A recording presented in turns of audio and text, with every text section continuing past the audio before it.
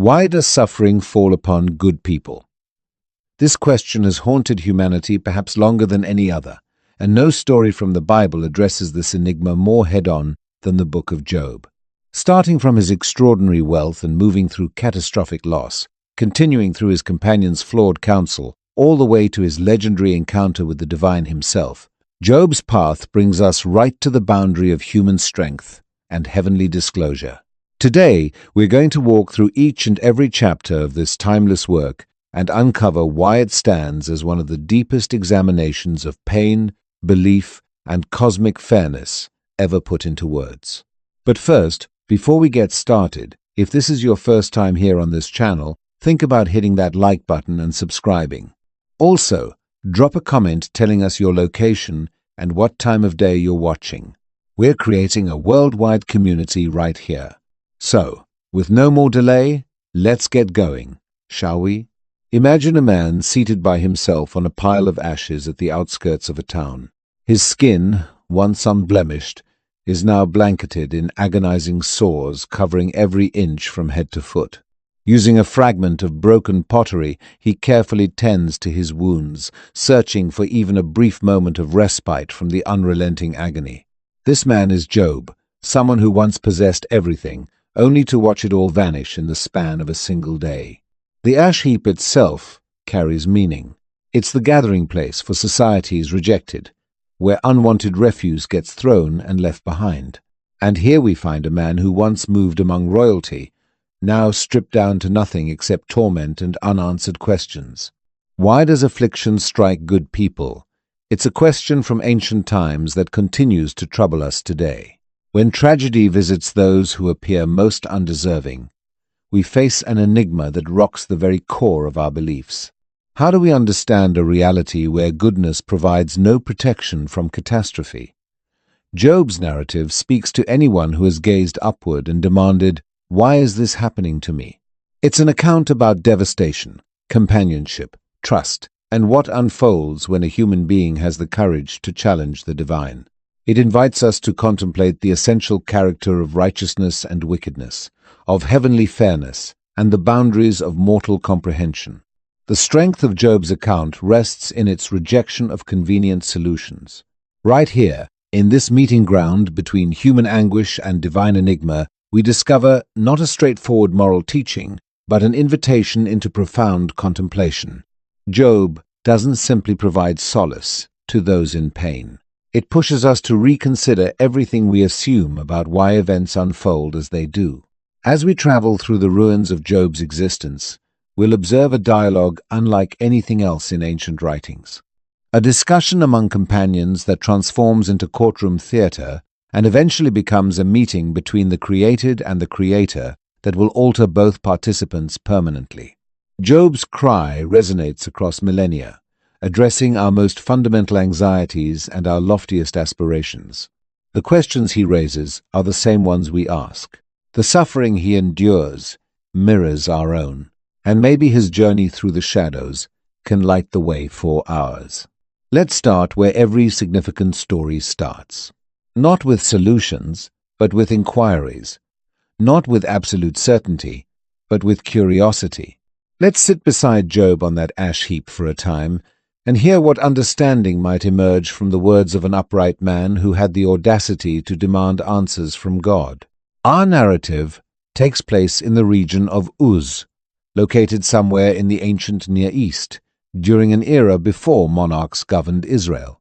This situates Job in a reality vastly removed from our current world, a reality where someone's social standing was determined at birth, where survival hung in delicate equilibrium, and where people believed the divine controlled every dimension of mortal life.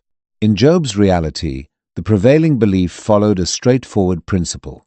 Blessings come to virtuous people, and misfortune comes to those who are wicked. The accepted order of existence meant that moral behavior brought prosperity, and wrongdoing brought suffering. This framework, known as retributive justice, formed the foundation of ancient ethical systems throughout the Near East, from Babylonian territories to Egyptian lands. Picture the busy ancient marketplace, where traders and customers negotiate over costs, where rumors and information travel from one caravan to another.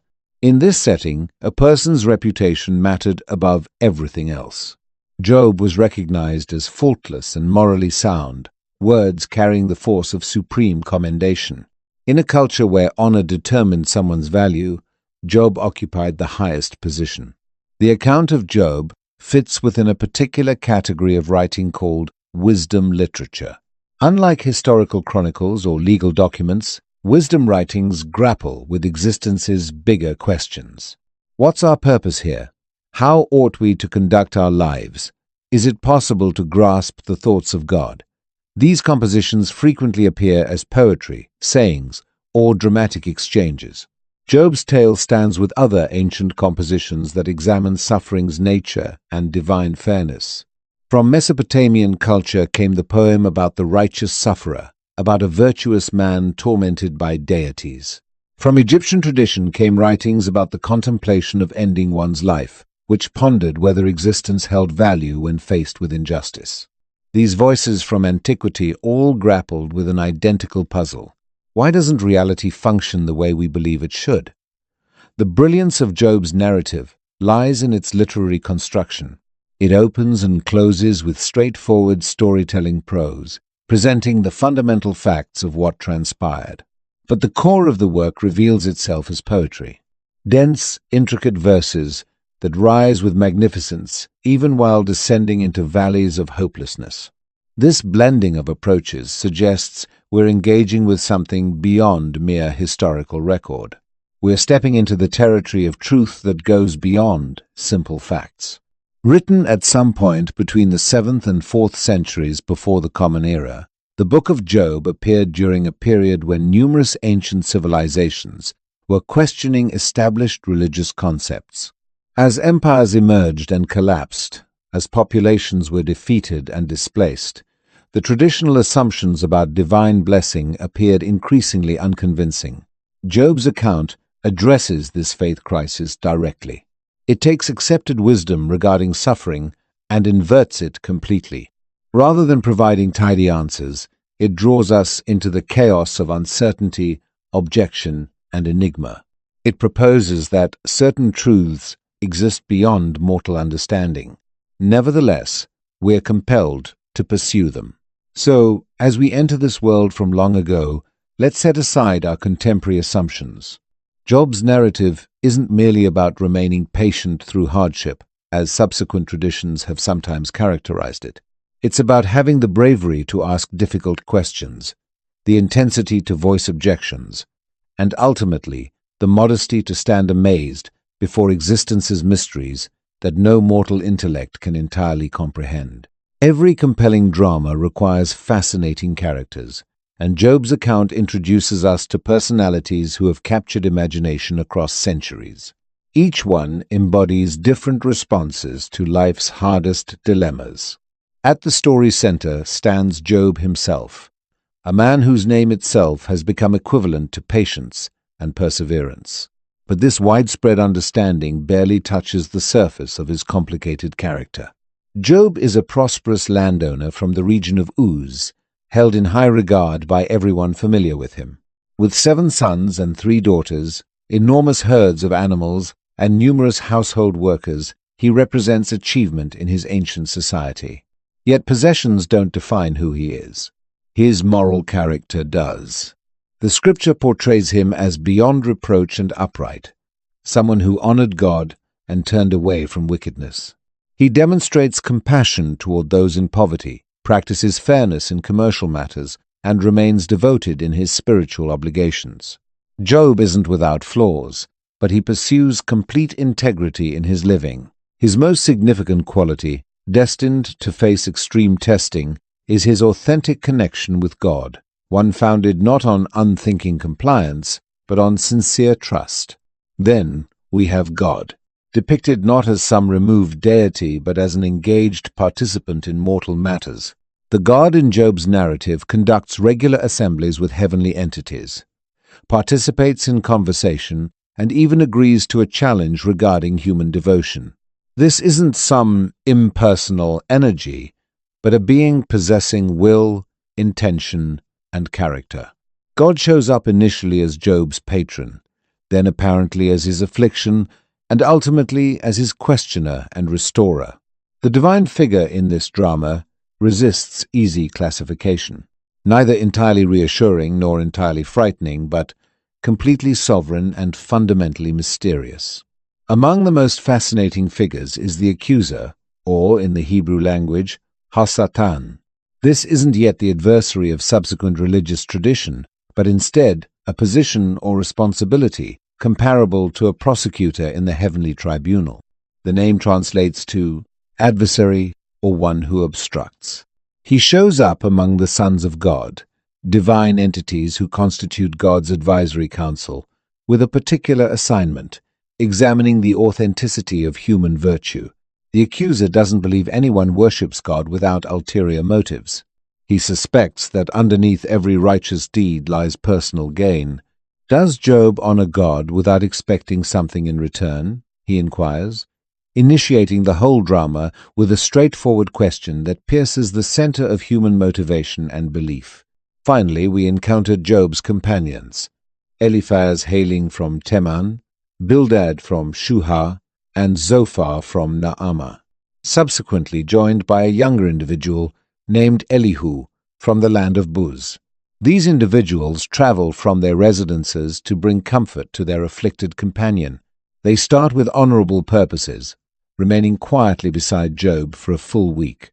But when Job eventually shatters his silence with anguished complaints, they feel obligated to uphold God's fairness. Each companion embodies a distinct dimension of traditional wisdom concerning suffering. Eliphaz draws upon personal spiritual encounters. Bildad depends on conventional teachings passed through the ages. Zophar assertively declares that God's methods transcend mortal comprehension, so Job ought to simply show remorse.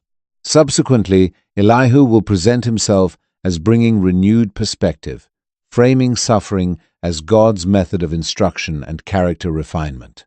These characters form an intricate network of connections and perspectives. Job occupies the space between heaven and earth, trapped between divine examination and mortal criticism. His companions embody the constraints of human wisdom when facing deep suffering. The accuser represents cynicism about human goodness, and God stays the ultimate enigma. Both the origin of Job's difficulties and his sole possibility for deliverance. As their drama plays out across ancient wilderness sands, these personalities raise questions that continue resonating in our time. Can virtue exist absent reward? How do we comprehend innocent suffering? And what transpires when mortal understanding meets its limits, facing cosmic enigmas? The Book of Job progresses like a meticulously structured theatrical piece, shifting between distinct literary approaches to forge a compelling examination of suffering and belief. Grasping its distinctive construction allows us to value the genius of this ancient composition. The narrative opens with a prose introduction, chapters 1 and 2, composed in direct narrative form. Here we encounter Job, discover his exemplary life, and observe the heavenly challenge that will examine his devotion. The prose reads similar to a traditional tale, establishing the dramatic circumstances with transparent, uncomplicated language. We observe Job losing his prosperity, his offspring, and his physical well-being in quick succession. We watch his spouse advise him to denounce God and perish, and we meet the three companions who arrive to bring him comfort, remaining in quietness for 7 days before anyone utters a sound. Then something extraordinary occurs. When Job at last speaks in chapter 3, the composition abruptly shifts from prose into verse.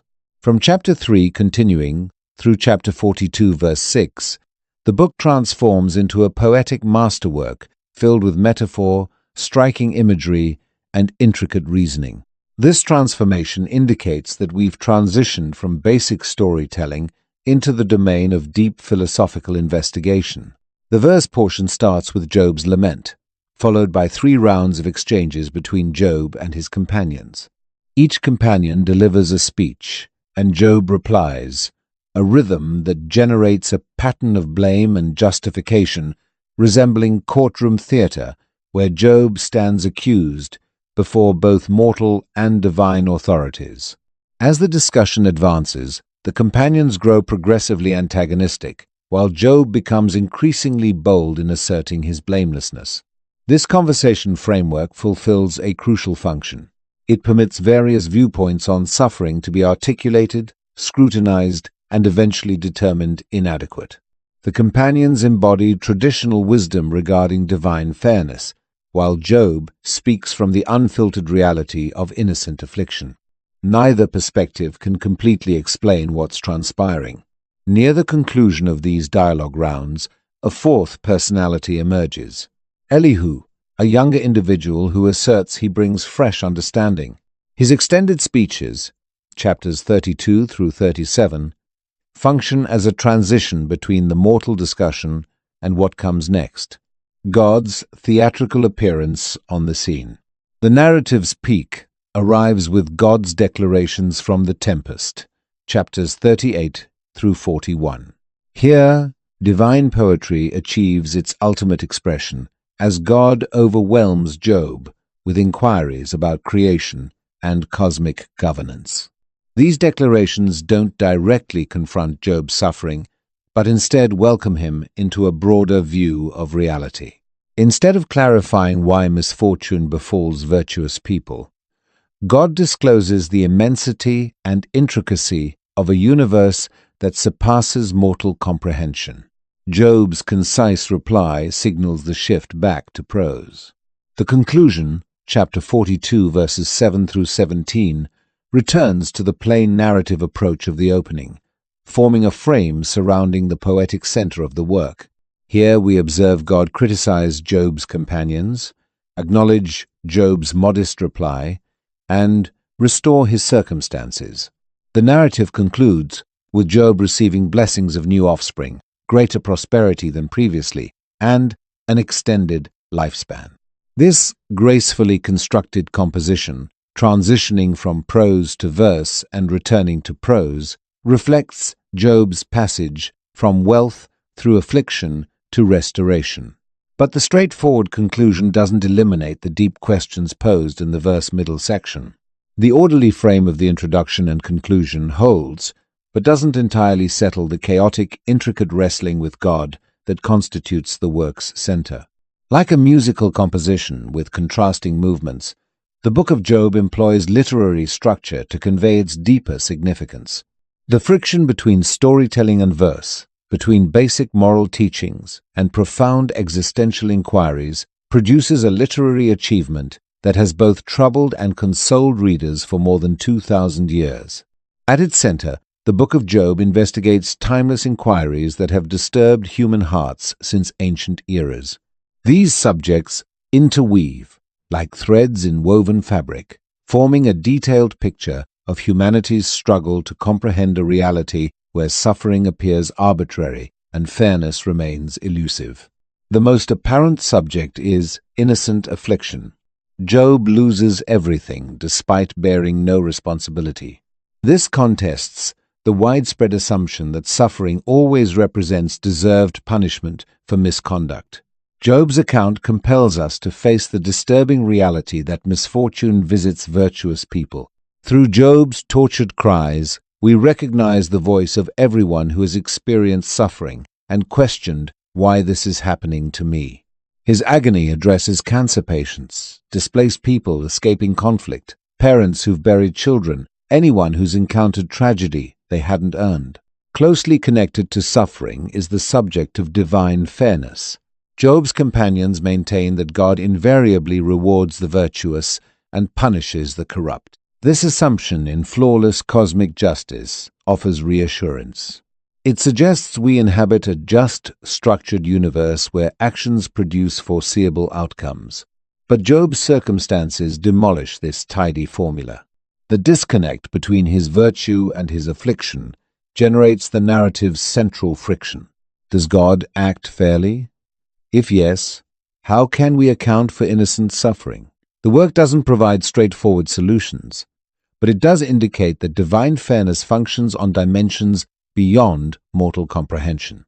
Belief under duress constitutes another essential subject.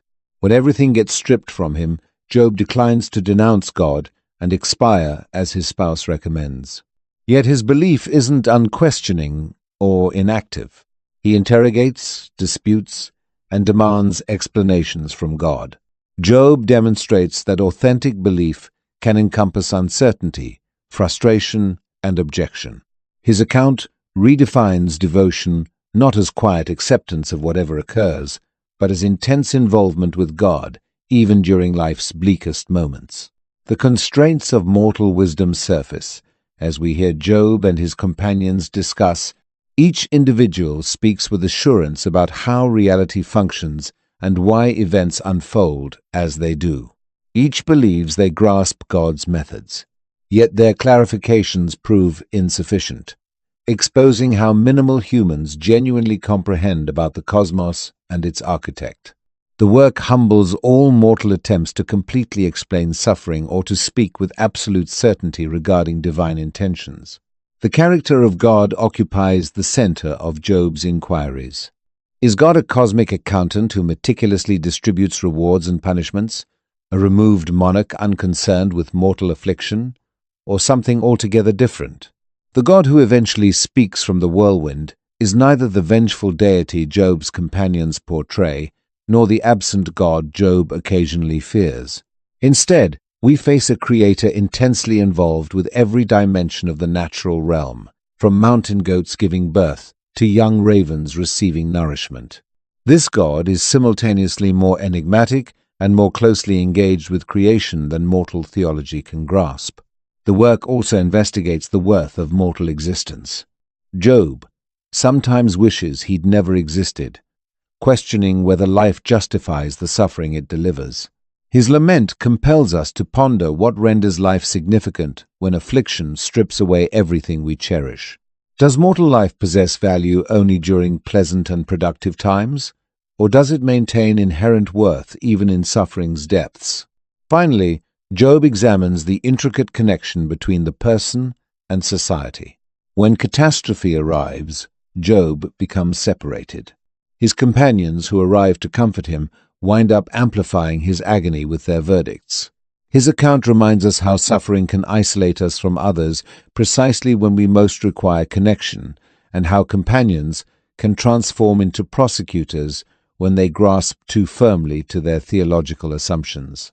These subjects don't stay theoretical in Job's narrative. They take physical form in his weeping, in the companions' progressively intense disputes, and eventually in God's manifestation in the tempest. Together they forge a deep meditation on what it signifies to be mortal in a reality where suffering stays mysterious, and where encounters with the divine transform us, yet leave us still questioning. In the territory of Uz resided a man called Job. Had you visited his residence in those times before difficulty arrived, you would have witnessed abundance in every direction. His dwelling stood impressive and inviting, with space sufficient for his 7 sons and 3 daughters to assemble for recurring celebrations. Fields extended in all directions, populated with his animals, 7,000 sheep, 3,000 camels, 500 pairs of oxen, and 500 donkeys. Workers hurried about managing the daily operations of a substantial household. But Job's prosperity extended beyond material holdings. Walking through the city entrance, you would have observed how people grew quiet when he drew near, how community elders rose in his presence, how younger men moved aside from his route. Job was, as the scripture informs us, the most prominent man among all inhabitants of the eastern territories. His judgment held influence in community choices. His understanding settled disagreements. His charitable acts alleviated the suffering of widows and orphans. Each morning before daybreak, Job could be discovered preparing offerings for each of his offspring. "Perhaps my children have transgressed and blasphemed God in their thoughts," he would consider, as he carried out these ceremonies. Such was his worry, not merely for his family's physical welfare, but for their spiritual condition as well. Job's virtue wasn't a facade he displayed for public acceptance.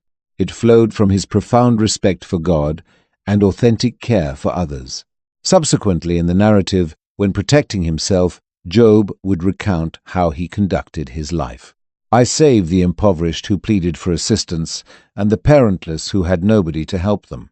I was vision to the sightless and mobility to the disabled. I was a guardian to those in need. These weren't hollow claims, but the rhythm of an existence constructed on mercy. What rendered Job genuinely exceptional wasn't merely that he performed right actions, but his reasons for doing them. He didn't pursue virtue to obtain divine blessing or mortal acclaim. Goodness had become his essential character. Possessing integrity his pattern, he walked beyond reproach and upright. Two descriptions that together capture both outward conduct and an inward nature.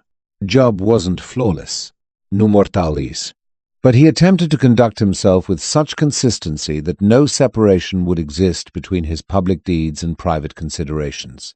In a reality filled with religious pretense where numerous people carried out righteous actions while harboring dishonest hearts, Job distinguished himself as genuinely good. His wealth appeared the logical result of his virtue, a suitable compensation for his exemplary existence. Everyone familiar with Job could indicate him as evidence that the moral universe operated precisely as it ought to. The virtuous flourish, the corrupt suffer. His existence seemed a flawless illustration of divine fairness in operation. Picture Job at this juncture before catastrophe descended. A highly regarded leader positioned at his entrance, encircled by family, endowed with prosperity, confident in his connection with God. He possesses no awareness that his precise goodness has rendered him the focus of a cosmic challenge, that his secure reality is about to crumble, or that his identity will become permanently associated with the enigma of suffering. The perfect opening of Job's narrative fulfills a crucial function. By confirming his irreproachable nature and exceptional wealth, the account establishes the severe contrast required for what comes next. The higher Job ascends in virtue and blessing, the more catastrophic his descent will seem, and the more demanding the questions his suffering will generate. As recipients or hearers, we're welcome to recall this initial image of Job throughout the narrative. When we subsequently observe him tending his sores on an ash pile, when we hear him cry in torment, when his companions charge him with hidden transgressions, we possess knowledge they lack.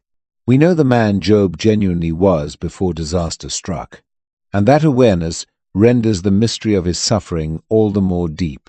While Job oversees his animals and provides for his family, unaware of powers assembling beyond mortal perception, the scene transitions dramatically to heaven's tribunal.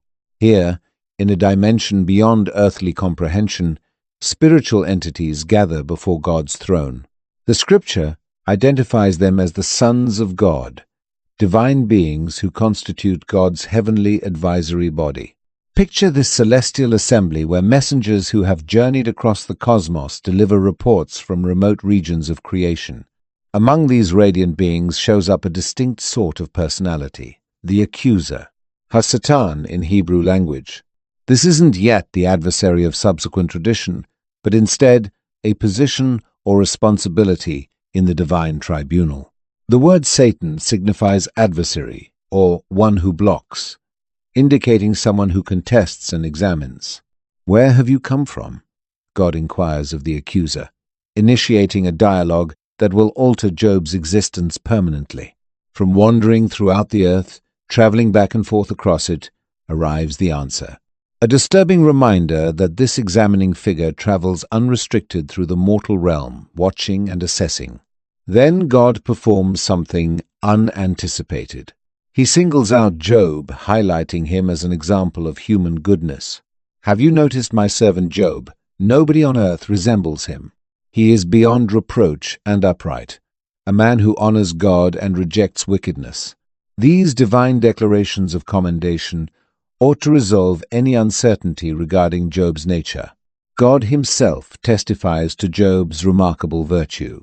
Nevertheless, rather than concurring, the accuser poses a deep inquiry about human goodness's essential character.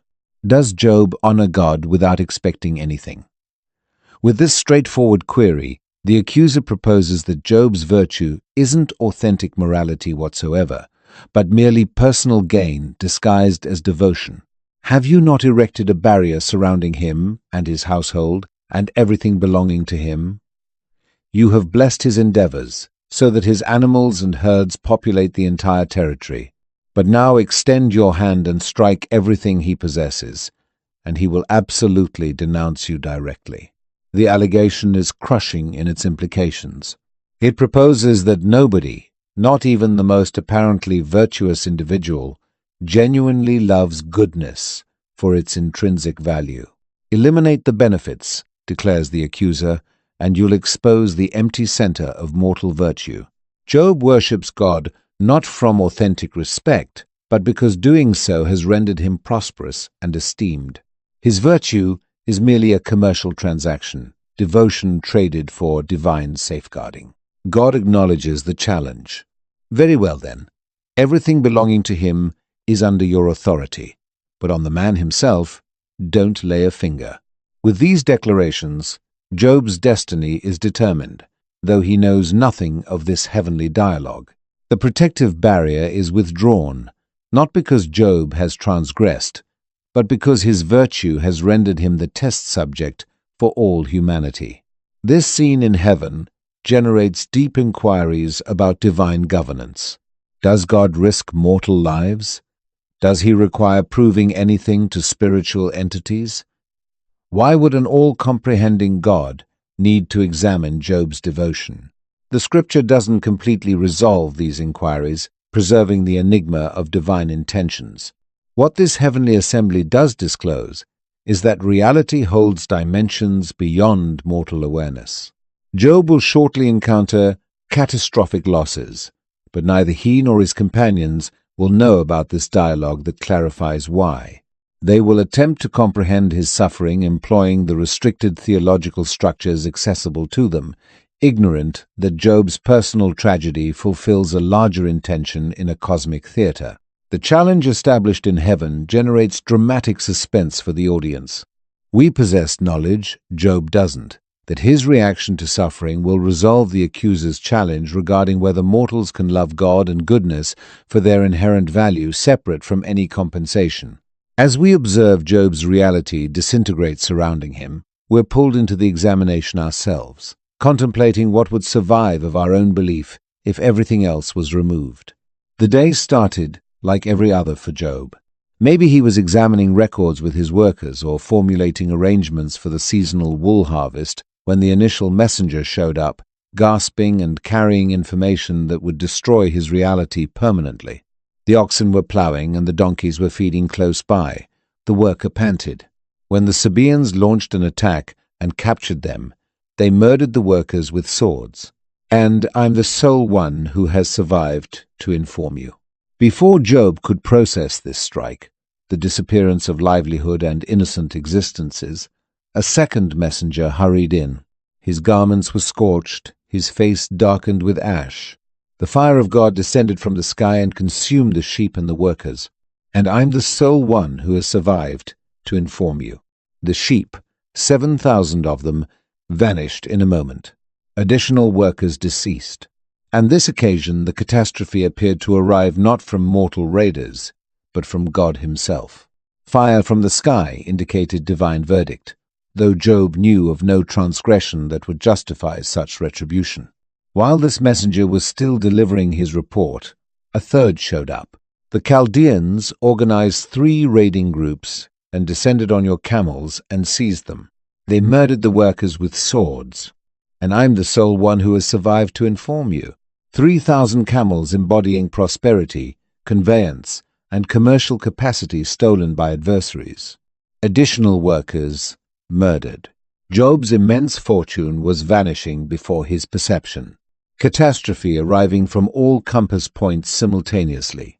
Then arrived the ultimate messenger, carrying information so dreadful it rendered the earlier losses appear insignificant by comparison.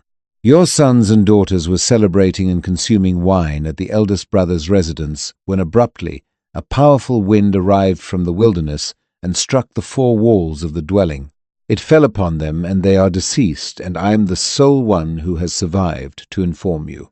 In one single day, Job forfeited everything that characterized his position in the reality: his prosperity, his workers, and most crushingly, all 10 of his offspring. The rapidity and thoroughness of the destruction was staggering. Nobody had witnessed disaster strike so abruptly and so completely. How does an individual react to such absolute loss? The ancient realm anticipated theatrical demonstrations of sorrow, ripping garments, removing head hair, crying loudly, maybe even questioning God's fairness. Job did rip his garment and remove his head hair, customary indicators of grief. But then he performed something exceptional. He collapsed to the earth in worship. "Unclothed, I emerged from my mother's body," Job declared, "and unclothed I will leave. The Lord provided, and the Lord has removed. May the identity of the Lord be honored." These declarations reveal a man whose belief extended deeper than his situations. Job recognized God's authority over both providing and removing. He acknowledged that nothing he held, not prosperity, not even cherished offspring, eventually belonged to him. Everything was a gift temporarily placed in his guardianship. The scripture adds a meaningful observation. In all this, Job didn't transgress by accusing God of misconduct. This doesn't signify Job experienced no sorrow or raised no inquiries.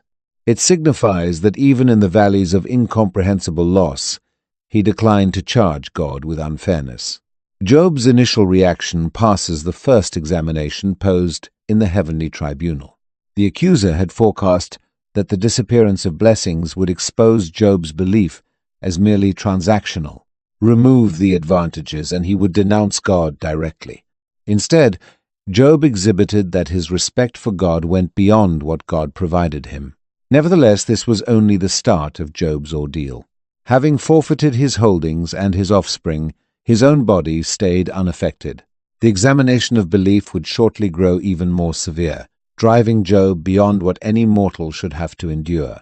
As darkness descended after that dreadful day, Job lay among the remains of his previous existence, unaware that his reaction to disaster had already demonstrated something deep about mortal capacity for authentic devotion.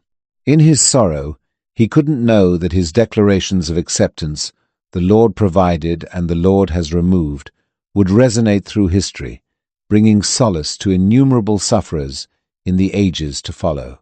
As daybreak emerged after Job's crushing losses, the heavenly tribunal assembled once more. Despite the total destruction of Job's fortune and family, the accuser stayed unsatisfied. Job had preserved his integrity facing external losses. But would his belief endure if the suffering became personal, carved into his very body? "Skin for skin," the accuser announced to God, employing a phrase that likely referenced ancient trading customs. "A man will surrender all he possesses for his own existence, but extend your hand and strike his body and bones, and he will absolutely denounce you directly." The suggestion was transparent. Job might tolerate the disappearance of holdings and even offspring, but self-preservation would eventually expose his genuine nature. When agony became personal enough, his devotion would disintegrate. Again, God allowed the examination with one essential restriction. "Very well then, he is under your authority, but you must preserve his existence." Job would endure to death's boundary, but not past it. Shortly after this heavenly transaction, Job was afflicted with agonizing sores from the bottoms of his feet to the top of his head. The Hebrew portrays these as severe eruptions, but this medical description barely conveys the torment. Contemporary researchers propose the condition might have been anything from an extreme variety of skin disease to a condition called pemphigus foliaceus, which generates burning blisters that leave the skin appearing as though it's been scorched by flames. Whatever the exact ailment, Job's suffering was enormous. His physical appearance transformed so dramatically that his companions would subsequently barely identify him. The irritation was continuous, compelling him to obtain a fragment of shattered pottery to scrape himself. This minor detail discloses volumes regarding his state. His fingers were either too agonized to employ or too inefficient against his skin's torment. Incapable of staying in his residence, maybe because his state rendered him ceremonially impure, maybe because the appearance and odor of his condition repelled others, Job withdrew to the town ash pile. This was where refuse was incinerated, where social outcasts assembled, where those considered unworthy of regular society's existence passed their days. Remaining in ashes was an indicator of grief. But for Job, it transformed into his residence. It was here, at his most degraded moment, that Job's spouse approached him. She had forfeited everything too: her offspring, her secure existence, her esteemed position in society. Now her spouse, once the most prominent man in the Eastern Territories, sat disfigured on a refuse pile. We can perceive her own sorrow and disenchantment in her severe counsel. Are you still preserving your integrity? Denounce God and perish. Her declarations might appear severe, but they emerged from a position of demolished belief. If this was how God compensated virtue, what was the value of continuing to trust? Better to reject God, welcome divine execution, and conclude the suffering rapidly. Job's reply disclosed his spiritual fortitude even in physical frailty. You are speaking like a senseless woman. Shall we receive good from God and not adversity? Again, the narrator includes the essential commentary. In all this, Job didn't transgress in what he declared. Despite forfeiting everything, prosperity, offspring, physical well-being, respect, and even his spouse's support, Job declined to denounce God. The second examination, similar to the first, failed to validate the accuser's cynical perspective of mortal belief. But this isn't merely a narrative about patient perseverance. What comes next will disclose the intricate reality of belief under duress. Job's initial acceptance will transform into inquiries, objections, and even charges against God. His account doesn't offer an unrealistic image of saintly submission, but the chaotic reality of an authentic connection with the divine. For the present, though, Job remains in quietness on the ash pile, tending his sores, grieving his losses, maybe contemplating if death might genuinely be preferable to ongoing suffering. The heavenly challenge has carried him lower than any mortal should have to descend. And still, the most severe agony may await. Not physical anguish, but the good-intentioned advice of companions who will attempt to clarify his suffering and only manage to intensify his wounds. News of Job's disastrous losses traveled rapidly through the ancient commercial routes. 3 individuals, Eliphaz from Teman, Bildad from Shuhah, and Zophar from Naamah, received the information and formed an agreement to visit their companion. These weren't superficial associates, but close companions who felt compelled to empathize with him and bring him solace in his moment of requirement. Each individual arrived from a separate territory, indicating Job's standing and connections reached far past his native land. Eliphaz presumably journeyed from Edomite territory, recognized for its wisdom traditions. Bildad may have traveled from the Arabian wilderness. Zophar's native land is less definite, but all 3 embodied the finest of ancient Near Eastern theological comprehension. Picture these individuals approaching from separate compass points, maybe converging at a crossroads before completing the final journey to Job's residence together. They would have readied themselves for a challenging reunion, but nothing could have readied them for what they observed. When they located Job from afar, remaining on the ash pile outside town, they could scarcely identify him. The prosperous landowner, once dignified and robust, had transformed into a disfigured remnant of himself, his skin blanketed with agonizing sores, his body depleted by sickness. The scripture informs us they started to cry aloud. Their sorrow was authentic, an honest reaction to the startling transformation of their cherished companion. They ripped their garments and scattered dust on their heads, customary gestures that conveyed profound grief and solidarity with the afflicted. Then these 3 companions performed something genuinely exceptional, something that demonstrated both understanding and mercy beyond the theological disputes they would subsequently present. They remained on the earth with him for 7 days and 7 nights. Nobody uttered a declaration to him because they observed how immense his suffering was. This wordless presence was their most excellent moment. Facing overwhelming loss, they acknowledged that no declarations could sufficiently confront Job's agony. Sometimes the most profound comfort arrives not from clarifications or counsel, but from basic presence, the readiness to remain beside someone in their bleakest moment. 7 days and nights they sustained this merciful quietness. For an entire week, they experienced Job's discomfort, remaining on the earth instead of on cushions, subjected to the elements, refraining from regular activities. Their quietness generated space for Job's sorrow, recognizing through their presence that his suffering held significance. These days of speechless companionship formed a severe contrast to what would come next. Once Job shattered his quietness with an anguished lament. Once he had the audacity to question why he was born into a reality of such suffering, the companions would relinquish their merciful presence for progressively inflexible disputes. Their wish to uphold God's fairness would supersede their capacity to comfort their companion. But for the present, in this sacred interruption before the discussion commenced, Eliphaz, Bildad, and Zophar exhibited the core of genuine companionship, the bravery to step into another's agony without retreating, the modesty to recognize that certain suffering exists beyond clarification, and the forbearance to remain in uncomfortable quietness instead of occupying the atmosphere with hollow declarations. The ash pile transformed into a gathering place of devastated hearts. Job in his physical anguish, the companions in their powerless observation to his suffering, all faced with mortal existence's fragility and the enigma of unmerited agony.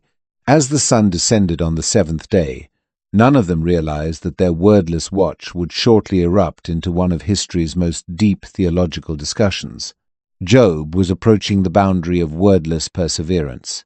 Shortly he would vocalize the inquiries that had surely been forming within him through these days of suffering, inquiries that would contest traditional wisdom regarding God, fairness, and the significance of mortal existence. The calm before this tempest possessed its own meaning. It generated space for the most profound inquiries to take shape. It confirmed the regard and worry that connected these 4 individuals together, even as their perspectives would severely separate. And it reminds us thousands of years subsequently that sometimes the most compelling reaction to suffering is not clarification but presence. The basic gift of declining to abandon someone isolated in their agony. 7 days and nights elapse in stillness. Job remains motionless on the ash pile, his companions alongside him without declarations. The quietness envelops them like a burial cloth, until at last Job's voice penetrates through the calm. What emerges is not acceptance, but unfiltered anguish that tears at heaven's very fabric itself. "May the day of my birth vanish," Job cries, his voice quivering with sorrow. "May that day transform to shadows. May God above not regard it. May no illumination radiate on it." His declarations descend like rocks into motionless water, each one transmitting waves across the ancient wilderness. This is no courteous prayer. This is the cry of a damaged soul. Job doesn't merely question his situations. He questions his very being. Why did I not expire at birth, emerge from the body, and cease breathing? The man once recognized for his blessings now desires he had never inhaled air. Job portrays a disturbing image of what might have existed if been the tranquility of joining monarchs and leaders in their magnificent burial places, or the straightforward mercy of experiencing the calm of stillborn infants. There the corrupt cease from disturbance, and there the exhausted are at tranquility. He murmurs, his perception remote with yearning. Through his lament, Job never straightforwardly charges God. Nevertheless, his inquiries suspend heavy in the atmosphere. Why grant illumination to those in wretchedness? Why bestow existence to those who yearn for death? The previous prince of the Eastern Territories now tends his sores with a shattered pottery fragment, contemplating why he must persist each agonizing inhalation. Job, doesn't request his prosperity back. He doesn't appeal for his offspring to return from the burial ground. He raises the most basic inquiry: why must I exist whatsoever, if solely to endure? His declarations carry no expectation of settlement, solely the unfiltered truth of his agony. The verse of his lament discloses a man whose soul is exposed. The flawless circle of his existence, his virtue, his blessings, his assurance in divine arrangement has demolished. What stays is a man who cannot reconcile his belief with his reality. In the ancient realm, such declarations were startling. To denounce one's birth was to question the gift of the divine. Nevertheless, Job restrains nothing back. The orderly containers of blessing and condemnation, of compensation and retribution, exist demolished, surrounding him. His companions hear in dismay as their basic theologies start to disintegrate. Job's lament doesn't merely convey sorrow. It declares the commencement of his pursuit for explanations. No longer will he tolerate basic platitudes regarding divine fairness. He has advanced beyond anxiety of voicing his truth. With his offspring gone, his body devastated, and his future hollow, what additional could he forfeit? The sun descends on Job's anguished declarations, projecting extended shadows across the ash pile. The platform is arranged for a discussion that will shake belief's foundations. His three companions trade glances, their quietness now shattered. They must speak, must redirect this hazardous route. And so, Eliphaz, the most senior, clears his throat and readies to reply. Job doesn't immediately attack Eliphaz directly. Instead, he defends the magnitude of his lament. If my torment were measured, and my disaster positioned in the balances, he exhales, they would surpass the ocean's sand. His agony isn't insignificant. It's immense and crushing, pushing down on his chest with each inhalation. The arrows of the Almighty have penetrated him, Job clarifies. His spirit depletes away like water in wilderness sand. Even untamed animals don't cry without cause, he reminds his companion. His protests emerge from authentic suffering, not mere dissatisfaction. Then Job confronts the center of Eliphaz's reasoning that he must have transgressed to merit such agony. Demonstrate to me where I have strayed. He contests, his voice obtaining power despite his frailty. Job doesn't assert flawless sinlessness, but he recognizes in his heart that his suffering doesn't correspond any misconduct. What penetrates most profoundly is not the disappearance of prosperity or even physical well-being, but the violation of companionship. My brothers have behaved deceitfully, like a stream, Job declares, his perception fixed on Eliphaz. He compares his companions to seasonal waterways that overflow when minimally required, but desiccate during drought when journeyers desperately pursue water. You observe my disaster and are frightened, Job perceives with anguished understanding. His companions dread the suggestions of his suffering. If the virtuous can endure without reason, what safeguarding do any of them possess? Their theology offers a barrier against the dread of a reality where misfortune transpires arbitrarily, even to virtuous people. Job doesn't desire magnificent gestures from his companions. Did I declare, "Bring me something or provide a compensation for me from your prosperity"? All he desires is comprehension. Someone to remain with him in his agony without attempting to clarify it away or discover fault in him. The damaged man then rotates his perception toward the sky. His genuine dispute isn't with Eliphaz, but with God himself. Does not man possess difficult service on earth? He inquires the atmosphere. Existence is concise and filled with difficulties. A hired worker yearning for evening shadows. A labouré eager for compensation. Job's nights extend endlessly as he tosses on his bed, his skin breaking and oozing anew with each movement. When I declare my bed will provide me solace, then you terrify me with dreams and frighten me with visions. He cries to the wordless skies.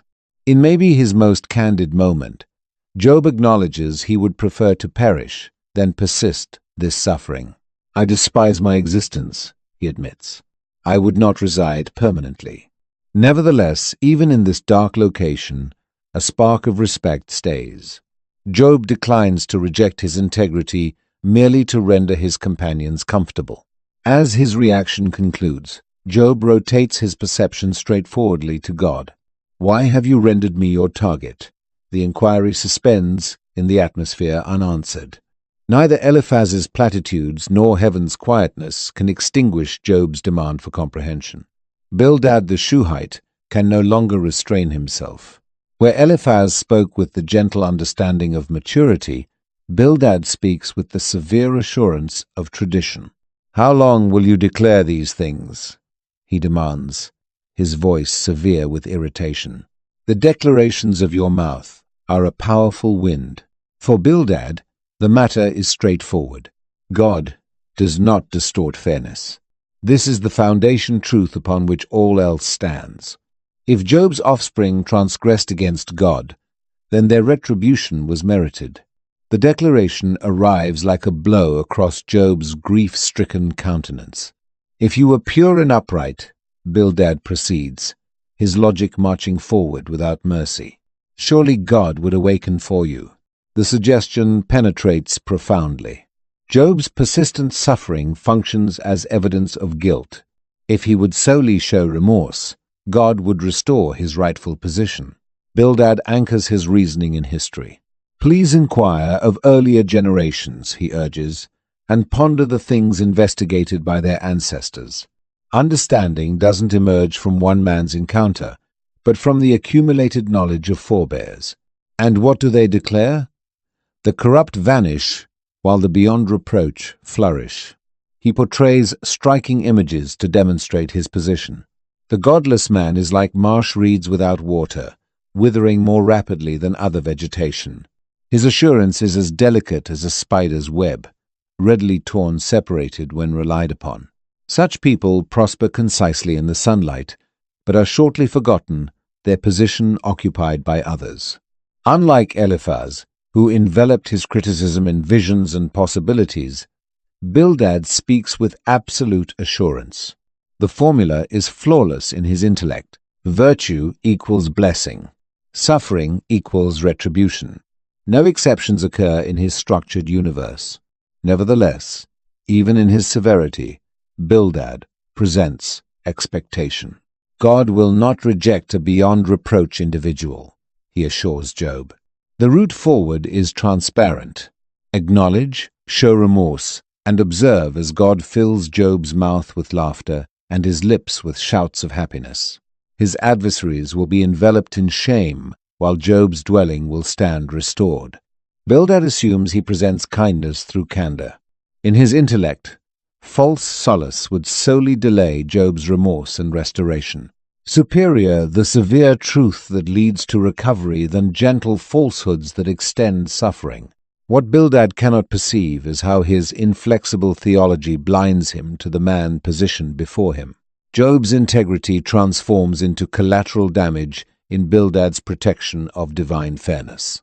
To preserve his comprehension of God, Bildad must sacrifice his companion's truth. As the final declarations of his speech fade into the wilderness atmosphere, Bildad reclines back with the satisfaction of one who has delivered necessary truth. But in Job's perception, a novel agony emerges, the damage of being misunderstood by those who ought to know him finest. Indeed, I recognize it is so, Job commences, his voice exhausted, nevertheless determined. But how can a mortal be virtuous before God?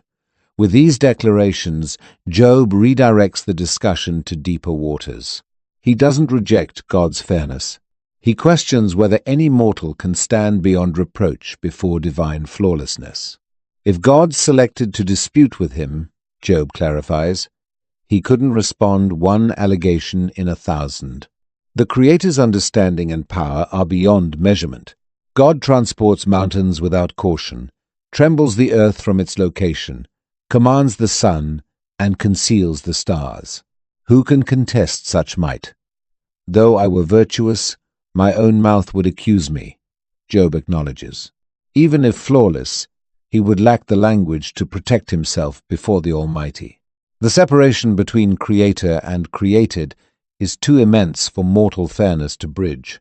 Nevertheless, amid this recognition of God's power, Job discloses his most profound damage, the apparent indifference of divine fairness. If a catastrophe delivers abrupt death, God ridicules the hopelessness of the blameless, he perceives. In Job's demolished reality, the corrupt flourish, while beyond reproach men like himself endure without reason. His days vanish swifter than a runner, escaping without perceiving good.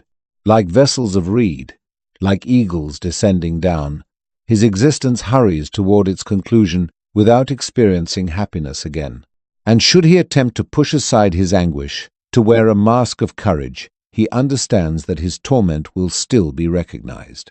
If I cleanse myself with the purest snow, Job declares, creating a powerful picture, and scrub my hands with soap, you would still thrust me into filth, and even my garments would reject me.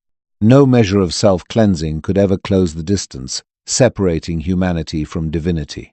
What Job yearns for is something impossible, a go-between capable of bridging the divide between himself and God, a figure who might place one hand upon each of them. In the absence of such a mediator, Job finds himself stuck between heaven's stillness and earth's charges. He is not human like I am, making it impossible for me to confront him, Job reflects, gazing skyward. The core injustice of his circumstances bears down on him heavily. How might the clay vessel challenge its maker? Nevertheless, this is exactly what Job ventures to do. Compelled by his certainty of his own moral standing, unlike those counseling him, Job will not twist either what he has endured or his comprehension of God to force them into a tidy match. He maintains both his pain and God's supreme authority in balance, refusing to oversimplify either one to eliminate the paradox. As evening descends upon the ash heap, Job finishes his answer to Bildad with words that expose his weariness. Take your hand off me and stop making me terrified of you. Even while he questions God, Job recognizes how small he is before such immense power. Still, he will not give up what he knows to be true. He is certain that what he suffers does not correspond to any wrongdoing. Zophar the Naamathite has heard more than enough. The most junior among Job's 3 companions, he possesses neither Eliphaz's tender manner nor Bildad's dependence on ancestral teachings. Rather, Zophar strikes with pure impatience. Must your meaningless chatter silence everyone? He starts, his language cutting like thorns. Will you ridicule without anyone calling you out? While the others at least recognize Job's suffering, Zophar appears annoyed by it. You claim, "What I teach is correct, and I am pure before God." He mocks. Job's assertion of righteousness appears to Zophar as prideful arrogance. A mortal daring to present himself as blameless before the Almighty. Then arrives what might be the cruelest pronouncement any companion has delivered. Understand that God demands from you far less than what your sin merits. Not only has Job earned this suffering, Zophar implies, but the Almighty has shown restraint by not inflicting even harsher consequences. Zophar describes God as incomprehensible to human minds. Are you able to probe the mysteries of God? Can you discover the boundaries of the Almighty? He questions. Unlike Job, who grapples genuinely with divine quietness, Zophar wields God's inscrutability as a weapon to shut down inquiry. The reasoning proceeds with harsh clarity. God perceives human hearts. God observes Job's evil. Consequently, Job's declarations of innocence merely compound the deception alongside whatever other violations he has perpetrated. If you ready your heart, Zophar counsels with frigid assurance, and reach toward him. If wrongdoing fills your hand, remove it completely. The way ahead is obvious. Job needs to acknowledge his guilt and turn from his ways, releasing his claim to innocence. The benefits of such repentance, Zophar assures, would be considerable. You will then raise your face with confidence. You will stand firm without fear. Job might put his troubles behind him, recalling them merely like water flowing past. His existence would glow more brilliantly than midday. Despite all his severity, Zophar believes his words express genuine care. Within his thinking, he provides medicine to an ill man, unpleasant in flavor, yet essential for recovery. Offering false reassurance would merely prevent Job from the change of heart he requires for healing. Yet, Zophar's self-assurance reveals his basic misunderstanding. He claims to comprehend both what God thinks and what fills Job's heart. Unlike Eliphaz, who grounded his guidance in a supernatural experience, or Bildad, who drew from traditional wisdom, Zophar brings forth nothing except his own conviction. As the sun rises higher across the sky, producing diminishing shadows on the ash heap, Zophar brings his criticism to a close. He settles back with the contentment of someone who has delivered difficult truths, unaware his language has only deepened the separation between himself and his hurting companion. Surely you are the chosen people, and all wisdom shall perish when you do. Job opens, his language soaked in caustic irony. The compassionate figure who previously advised monarchs now brandishes sarcasm as his defense.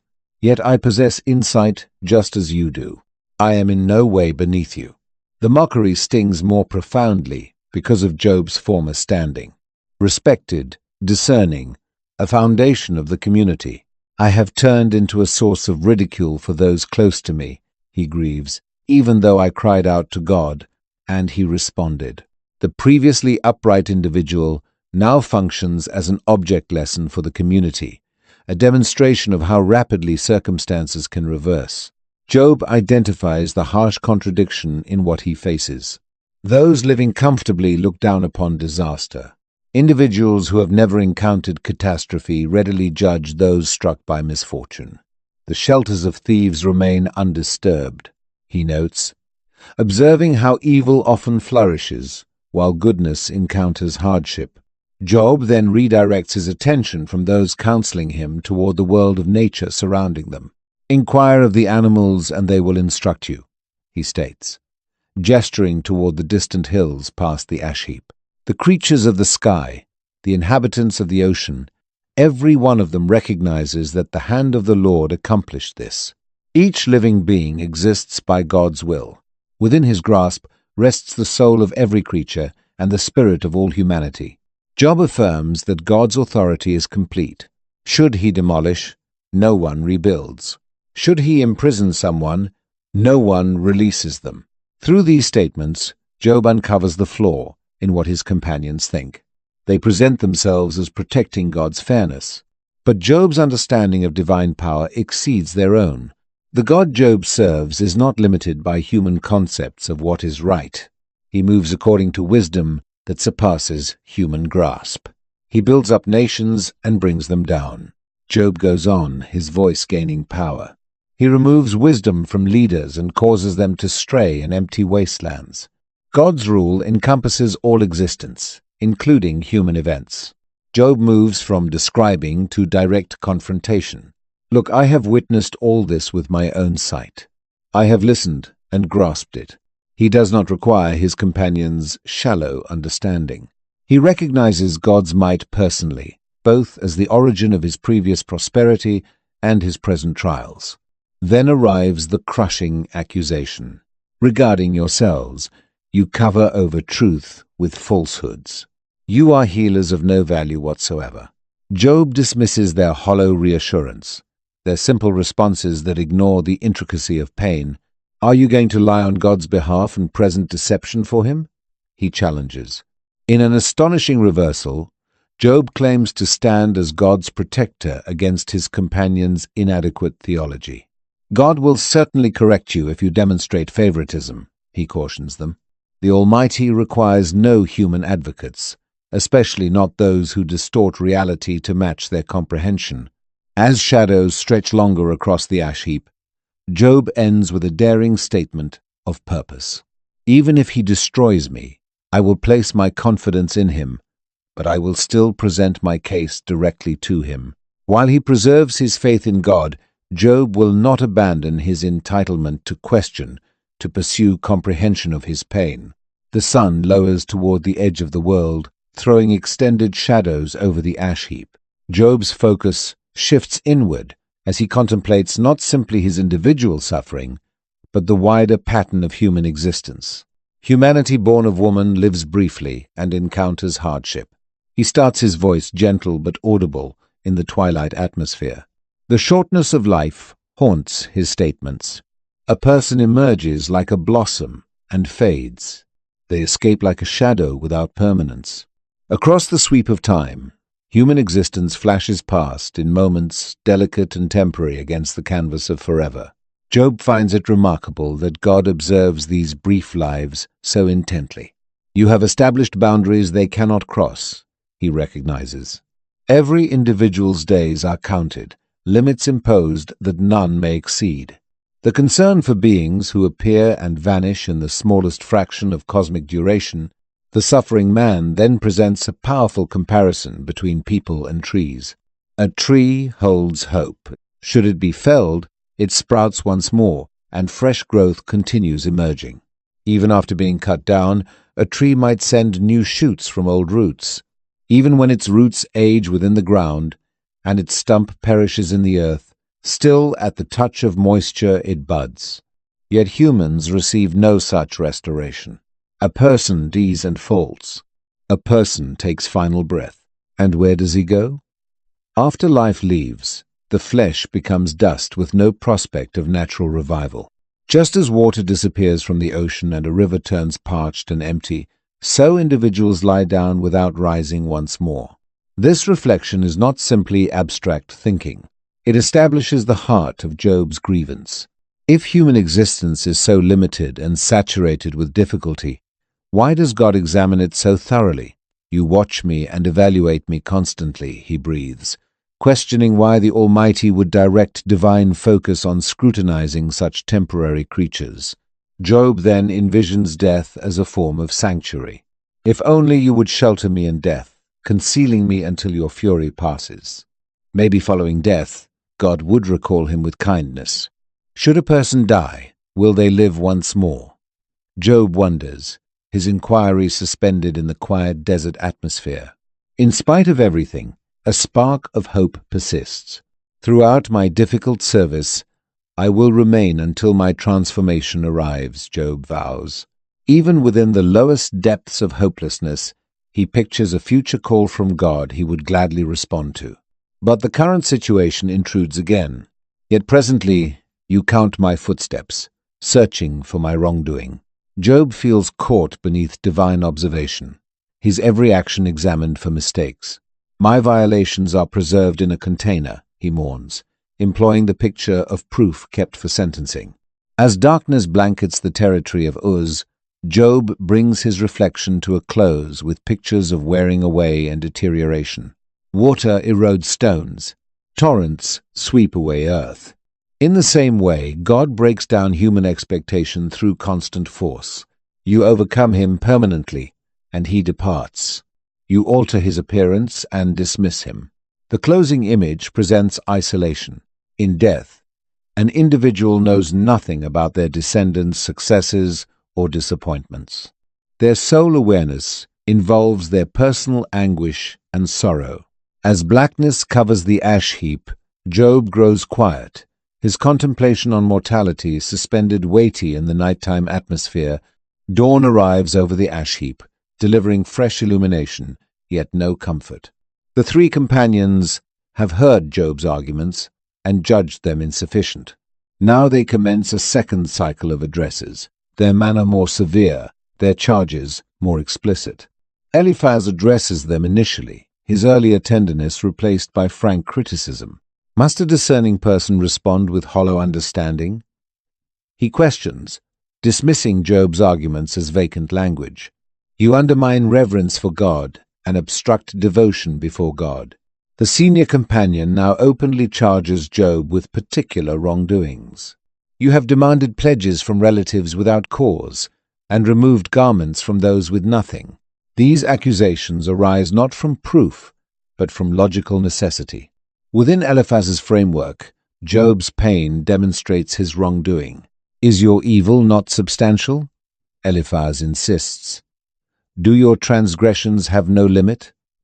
He creates an image of Job secretly causing harm to vulnerable women and children while presenting a public appearance of virtue. Consequently, dangers surround you everywhere, and unexpected terror disturbs you. Still, within this harsher address, Eliphaz extends hope. Come to terms with God and find tranquility, he presses. Accept teaching from his words.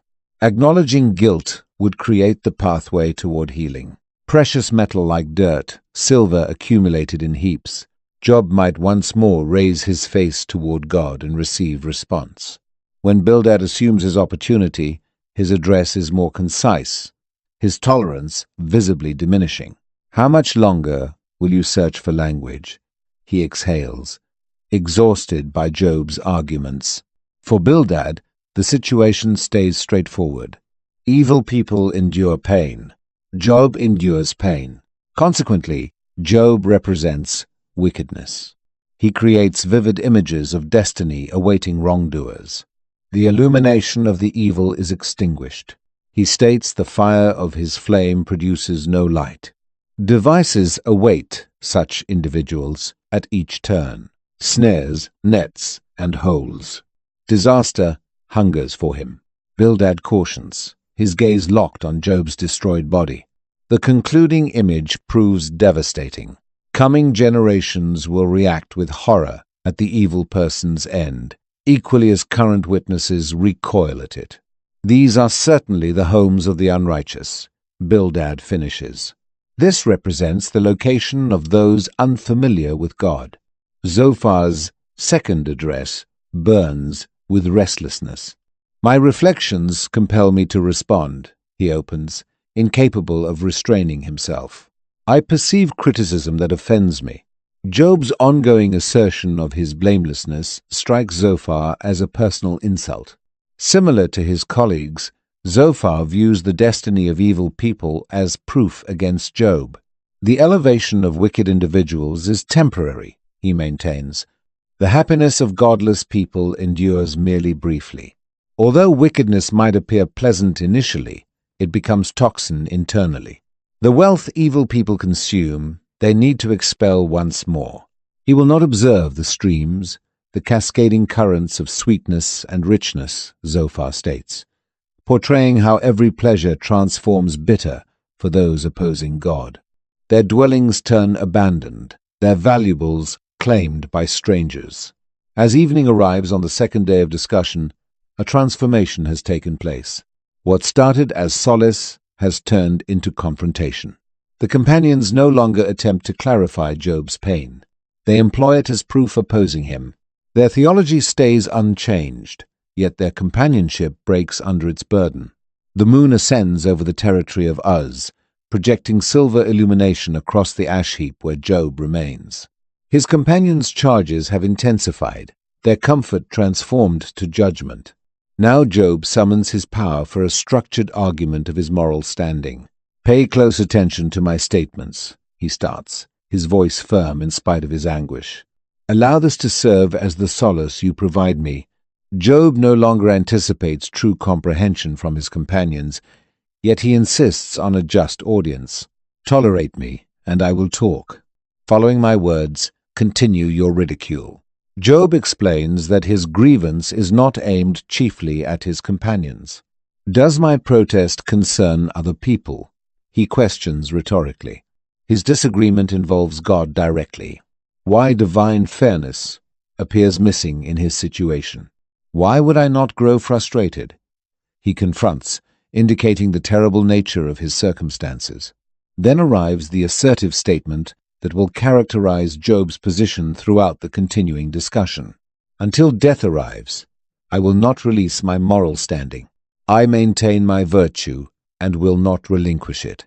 In spite of all things, the deprivation, the anguish, the abandonment, Job will not acknowledge wrongdoings he has not performed. This is not simple obstinacy. For Job, moral standing represents everything remaining to him. His prosperity has vanished, his offspring deceased, his wellness ruined, his standing destroyed. To release truth presently would mean losing his ultimate possession, his genuine position before God. My conscience does not condemn me for any period of my existence, he declares. This does not claim total freedom from error, yet fundamental righteousness. Job has existed according to God's directions, demonstrated compassion toward those in need, conducted business honestly, and walked modestly before his Maker. Job then draws a distinction between his destiny and that of genuinely evil individuals. What prospect exists for godless people when God removes them, when God claims their existence? Unlike his personal suffering, which arrived unexpectedly while he conducted himself righteously, wicked individuals encounter judgment as the logical result of their behaviors. The injured man questions whether his critics genuinely comprehend God's methods. Will such a person find joy in the Almighty? Will they call on God consistently? Job wonders, implying that his companion's superficial theology lacks substance. Their God conforms comfortably into human anticipations of fairness. Job's God surpasses such constraints. In a moment of understanding, Job proposes to educate his companions regarding God's authority. I will instruct you about the power of God. What belongs to the Almighty, I will not hide. In spite of his pain, Job maintains that God's wisdom stays beyond human grasp. This brings Job to his fundamental inquiry. If evil people frequently flourish, while virtuous people endure pain, what happens to straightforward theories of divine fairness? Why do wicked individuals continue living, achieve advanced age, and increase in strength? He wonders. They witness their offspring established, their residences protected, their animals multiplying, all while dismissing God. As morning nears, Job brings his argument to a close with a crushing observation. One individual dies in complete strength, being entirely comfortable and protected. A different person dies in bitterness of spirit, never experiencing any success. Where exists the fairness in such arbitrary assignment of fortune? So how are you able to comfort me with hollow statements? Job questions his companions. Your responses stay false. Their orderly theological categories cannot hold the chaotic actuality of human pain or divine enigma. Job's argument exposes his deepest battle, not with the anguish itself, yet with its apparent lack of meaning. Anguish with intention can be tolerated, even welcomed. Yet suffering without reason tears at faith's very fabric. Within the increasing illumination of morning, Job becomes quiet, his initial structured argument finished. He awaits reaction. The boundaries are distinctly established. His companions protect a framework where virtue ensures prosperity. Job protects his moral standing, facing proof that appears to condemn him. What stays unmentioned represents Job's most extreme action. His unwillingness to release either his confidence in God or his certainty of blamelessness.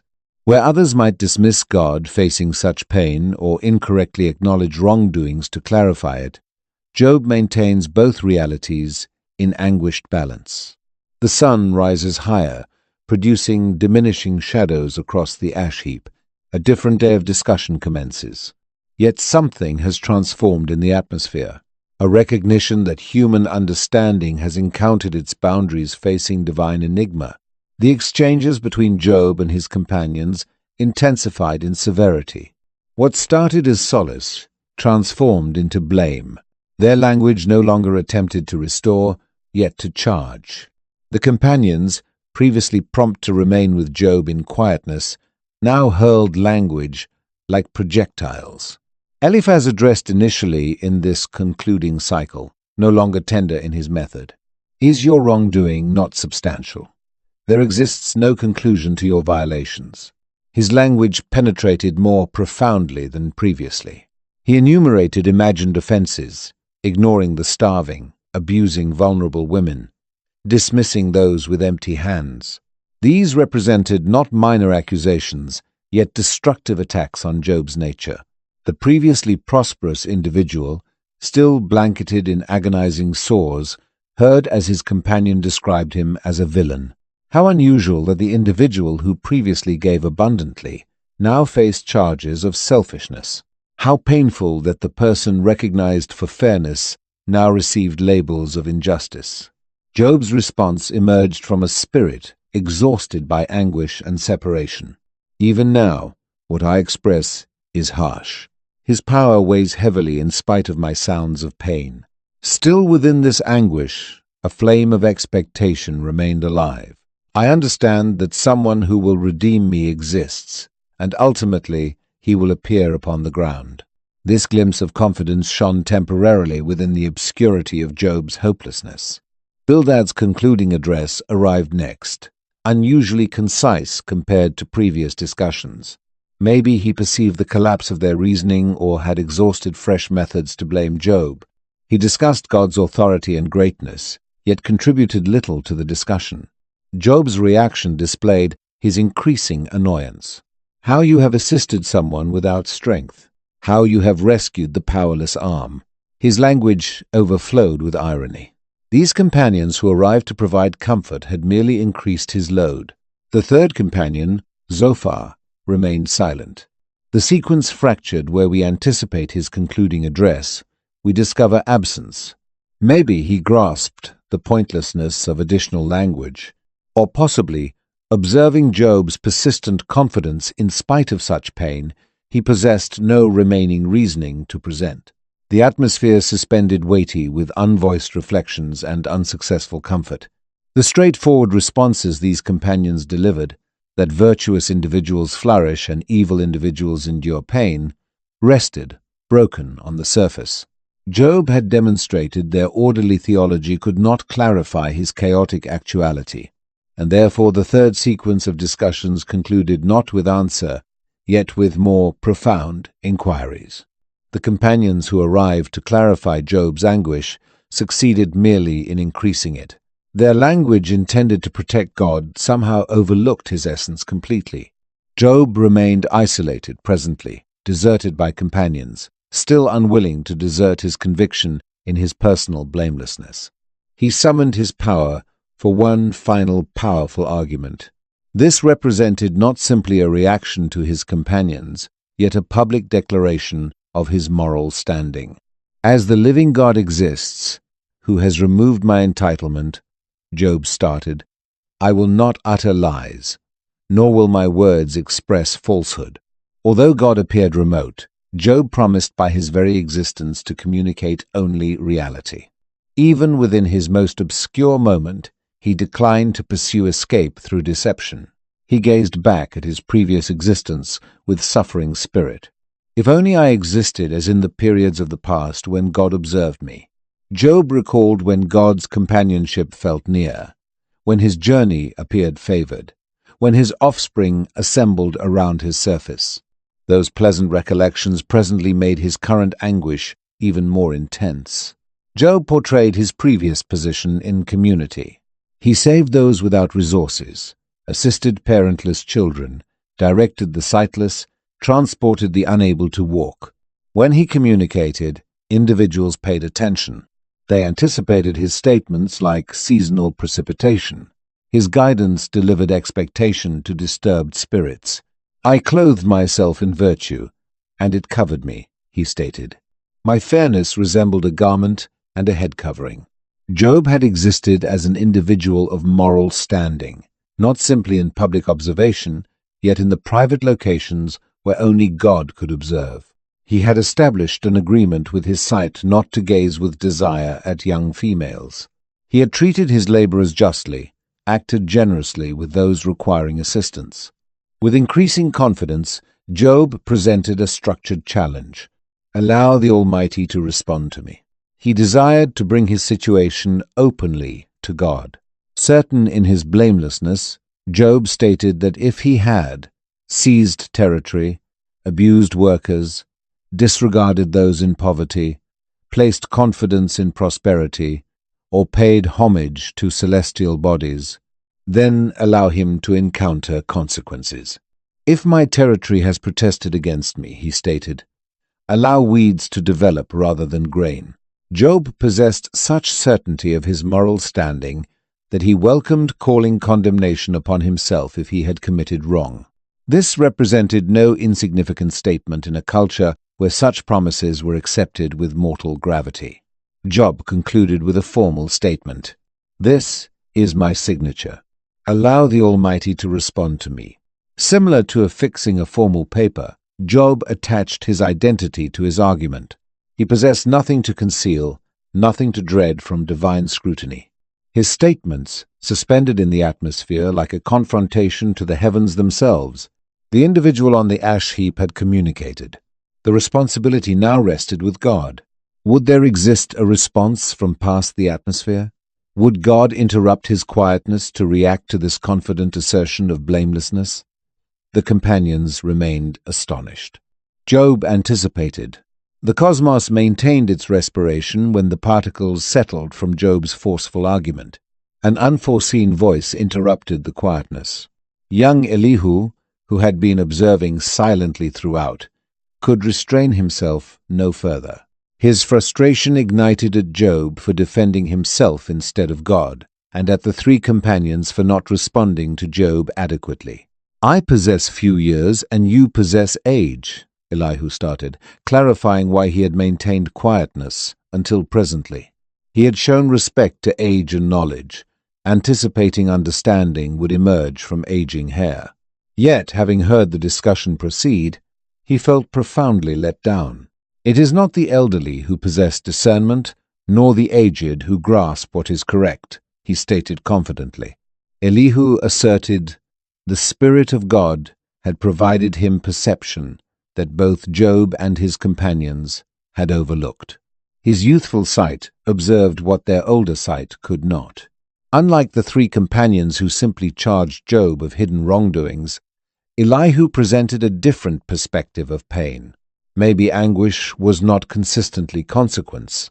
Maybe God employed trials to instruct, to shield, to direct individuals back to himself. Elihu communicated with youthful fervor. Persuaded he exclusively grasped the genuine response to the enigma of Job's pain, he situated himself as a go-between, not completely supporting the companions, still not accepting Job's assertions of blamelessness either.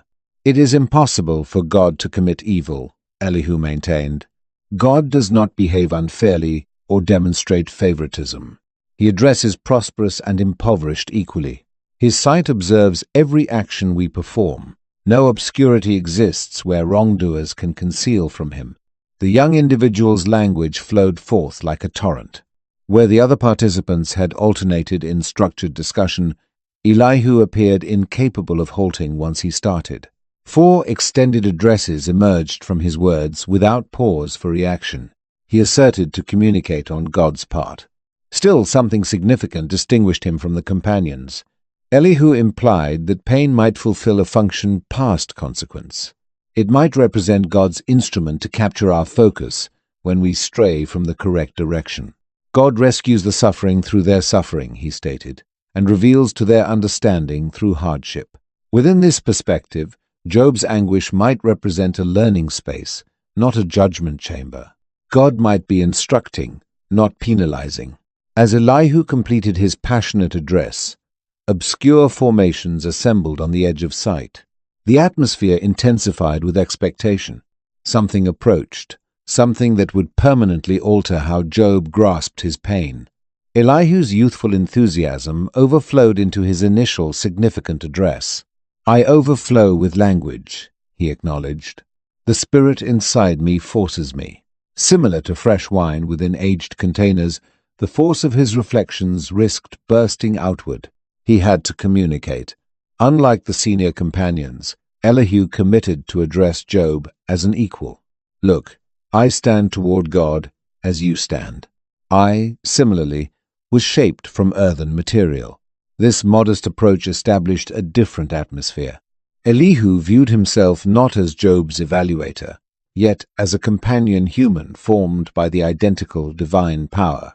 He concentrated on Job's assertion that God had remained quiet. "Why do you oppose him, declaring, 'He responds to none of my statements'?" Elihu implied that maybe God had been communicating throughout, yet Job had not identified his manner of speaking. God communicates in one manner and in two, although individuals do not recognize it. Based on Elihu, God might communicate through nighttime dreams and supernatural appearances. He might communicate through anguish and sickness. He might additionally communicate through messengers who assist us grasp what is correct. This represented a novel viewpoint. While the three companions viewed pain exclusively as consequence, Elihu implied it might represent a present, God's method of preventing us from directions that bring us toward more significant damage. He prevents his spirit from the abyss, his existence from destruction by violence. Elihu created an image of God as a caring instructor, not a remote evaluator. Within this perspective, Job's pain was not designed to destroy him, yet to rescue him from concealed threats. Anguish was not the conclusion, yet the method to a more significant intention. For the initial time in the discussion, someone implied that pain might possess significance past straightforward cause and result. It might represent prevention, protection, or instruction. It might emerge from care instead of frustration. If there exists for him a celestial messenger, a go-between, Elihu proceeded, one among thousands to state to humanity what is correct for him, then humanity prays to God, and he receives him. At this point, Elihu suggested something significant, the requirement for a bridge to span the distance between humans and God. He possessed limited awareness how prophetic these statements would demonstrate. Ages afterward, a different go-between would join the narrative of human pain, one who would not simply discuss anguish, yet encounter it completely personally. Elihu brought his initial address to a close with an offer: if you possess statements, respond to me, communicate, for I wish to declare you correct.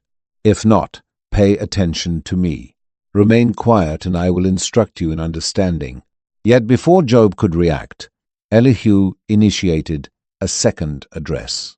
Without stopping for Job's response, Elihu proceeded constructing his argument. Pay attention to my statements, you discerning individuals, and give your focus to me, you who comprehend. His assurance increased with each statement. The youthful individual who had anticipated silently, presently could not halt communicating. For Job has declared, I am without blame, and God has removed my entitlement. Elihu concentrated on what disturbed him most, Job's assertion that God had treated him unjustly. To Elihu, this approached sacrilege. How might a simple mortal question the fairness of the Almighty?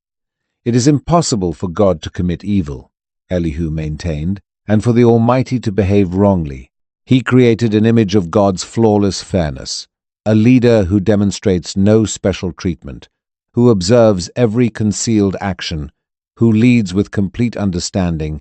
Unlike the companions who merely presumed Job needed to have committed wrong, Elihu concentrated on the larger inquiry. Are humans able to genuinely comprehend God's methods? Look, God is magnificent, and we cannot know him. The count of his years cannot be calculated. Elihu portrayed God's authority over the natural world and human societies. He elevates monarchs and causes their downfall. He recognizes every action of every individual. Nowhere exists to conceal from his observation, no obscurity sufficient to shelter wrongdoing. This was not simply regarding Job presently. Elihu grappled with the fundamental character of the connection between humans and their Maker. Can earthen material insist on responses from the one who shapes it? Can we demand that God clarify himself to us? When he stays quiet, who possesses authority to judge? When he conceals his presence, who can observe him? Certain inquiries possess no simple responses. Certain enigmas stay past human grasp. As Elihu's language continued flowing, the atmosphere started to obscure. Formations assembled on the distant edge. The atmosphere intensified with the indication of precipitation. Something was transforming in the material realm that corresponded to the spiritual pressure of the instant. Pay attention to this, O Job, Elihu pressed, as he perceived the altering climate. Remain still and reflect upon the astonishing works of God. Maybe the nearing tempest would express what language could not, that God's methods exceed our methods, his reflections past our reflections. The youthful individual's manner competed with the increasing air movement. His concluding statements indicated the remarkable authority of God displayed in the natural world. The rumbling sound, the electrical discharge, the precipitation falling on terrain. He possessed limited awareness that the tempest he portrayed was about to turn into the setting for God's personal entrance. The atmosphere vibrated with power. Formations blackened the sky. What started as a remote rumbling intensified into a tremendous sound. The rotating wind arrived, turning particles into spirals that extended toward the sky. And from inside this tempest, the inconceivable occurred. God communicated. Who represents this that obscures wisdom through statements lacking understanding? The divine manna penetrated through the screaming air movement. Following sections of human discussion, the heavens themselves joined the exchange. Yet, God's initial statements were not what anyone anticipated. There existed no straightforward response to Job's inquiries, no clarification for his pain, no statement regarding his blamelessness or wrongdoing. Rather, God reacted with his personal inquiries, numerous of them, each exposing the enormous distance separating human grasp and divine understanding. "Where did you exist when I established the earth's foundation?" God questioned. "Who established its dimensions? Who extended the measuring tool upon it?" These were not inquiries designed to receive responses, yet to be reflected upon. Each one emphasized Job's non-existence from the activity of formation. God's address transported Job on a universal journey. From the limits of the ocean to the storage places of frozen precipitation, from the star patterns to the mountain creatures delivering offspring, God's inquiries covered the extent of formation. Do you understand when the mountain creatures deliver young? Do you observe when the female deer delivers her offspring?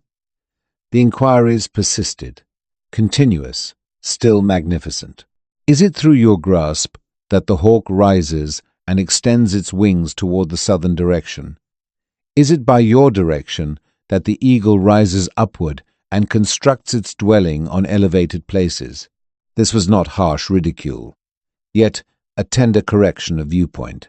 Job had insisted that God clarify himself, that the Maker defend his behaviors to the formed being. Presently, God was assisting Job to observe the boundaries of human understanding. The God who communicated from the rotating wind was not the remote frigid being the companions had portrayed. He involved himself closely with each dimension of formation, from the delivery of mountain creatures to the provision of food for young birds. He recognized, he cared, he maintained all existence. Still, this identical God existed past human grasp. The one who established the earth's foundations, who determined the ocean's limits, who understands the directions of illumination and obscurity. This God could not be positioned in accusation and interrogated like an ordinary wrongdoer. Job had desired for God to communicate, to respond to his charges. Presently God had arrived, not with the responses Job pursued, yet with inquiries that would bring him to a more profound grasp than any response could supply.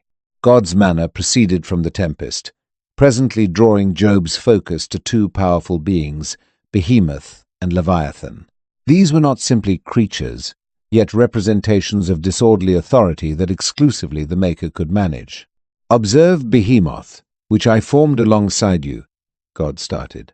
The portrayal that emerged created an image of pure power, forceful limbs, skeletal structure like bronze supports, posterior appendage like a cedar structure. This creature could remain unmoved within flowing streams, without fear and powerful. Certain researchers believe Behemoth might have represented a river creature, others an elephant, or possibly a presently vanished giant reptile. Whatever it represented, God indicated this being as an illustration of his creative authority. He represents the initial of God's creations, a masterwork of divine skill. Then arrived Leviathan, even more terrifying than Behemoth. "Are you able to extract Leviathan with a curved hook?" God questioned. The suggested response was obvious. No human could expect to seize or manage this creature of the depths. God portrayed Leviathan's frightening characteristics. Sequences of protective covering for exterior, dental structures surrounded with dread, visual organs like the morning light. His exhalations emit illumination. From his oral opening emerge burning objects. This image of a fire-expelling ocean creature might appear like ancient stories to contemporary understanding, yet it fulfilled a significant function in God's address. Who possesses the ability to access the entrance of his facial structure? God questioned. Surrounding his dental structures exists terror. The communication was obvious. If Job could not even oppose one of God's beings, how might he expect to confront the Maker personally? On the ground, nothing compares to him, a being formed without dread. God stated of Leviathan, "He observes all that is elevated. He rules over all the descendants of arrogance." This concluding statement possessed particular significance. Job's grievance had focused on his personal pride, his certainty that he merited superior treatment, that God had an obligation to provide him clarification. Through these two powerful creatures, God corrected Job of a straightforward reality. Certain things in formation exist past human management or grasp. If Behemoth and Leviathan, simple beings, stayed enigmas that generated wonder and dread, how significantly more the God who formed them. This was not regarding making Job's sense insignificant or unimportant. It concerned resetting his viewpoint. The God who created these powerful creatures was not required to clarify his methods to humans. Still, this identical God had selected to communicate to Job not with frigid remoteness, yet with inquiries that encouraged deeper confidence. As the portrayal of Leviathan concluded, God's address drew toward conclusion. The responsibility presently rested with Job. How would he react to this divine disclosure? The air movement calmed. The formations separated. Within the abrupt quietness following God's manner, Job discovered himself without words. What might a mortal express following hearing God's manner? What statements might potentially succeed the Maker's address? Job had insisted on an audience with the Almighty, persuaded he would present his situation confidently. Presently confronting God's overwhelming greatness, his arranged reasoning disappeared like autumn foliage. "I understand that you possess the ability to accomplish all things," Job started, "and that no intention of yours can be prevented." Vanished was the harsh grievance, the insistence for fairness. In its location arrived modest acknowledgement of God's unlimited authority and flawless understanding. Who represents this that conceals wisdom lacking understanding? Job repeated God's initial inquiry, receiving the tender correction. Consequently, I have communicated what I did not grasp, matters too astonishing for me, which I did not comprehend. This was not senseless surrender, yet significant perception. Job grasped that insisting God clarify pain resembled requesting the ocean to contain itself in a vessel. Certain enigmas stay past human capacity, not because God refuses responses, yet because our thinking is too limited to hold them. I had received information of you through receiving auditory input, Job proceeded. Yet presently my visual organ observes you. This represented the transformation point, the distinction between understanding regarding God and genuinely understanding Him. Job had progressed from indirect religion to direct encounter. What succeeded was one of the most affecting instants in sacred text. Consequently, I reject myself and change my thinking in particles, and remains. The statement "change my thinking" at this point does not imply Job was acknowledging concealed wrongdoings. Instead, he was altering his thinking regarding the character of his grievance. Job did not change regarding imaginary offenses, yet of insisting that God clarify himself, he changed of presuming that divine fairness needed to succeed human reasoning. He changed of believing he could remain as God's equivalent in issues of universal fairness. This was no loss, yet a triumph of grasp. Job had not obtained responses regarding why he endured pain, yet he had obtained something considerably superior. he had encountered God personally. The enigma of pain stayed, yet it was presently contained inside the more significant enigma of God's existence. Job's alteration arrived not through clarifications, yet through encounter. In meeting God, he discovered that his inquiries, while not openly responded to, somehow no longer possessed significance in the identical manner. The one providing responses had demonstrated more significant than any response he might have provided. With Job's modest reaction still suspended in the atmosphere, God directed his focus to the three companions. These individuals, who had communicated so assuredly regarding divine fairness, presently confronted divine evaluation themselves. "My frustration ignites against you and against your two companions." God stated to Eliphaz, "For you have not communicated of me what is correct, as my worker, Job, has." What astonishing statements! The very individual they had evaluated was presently stated correct by God personally. The companions had described God as a straightforward distribution device of fairness.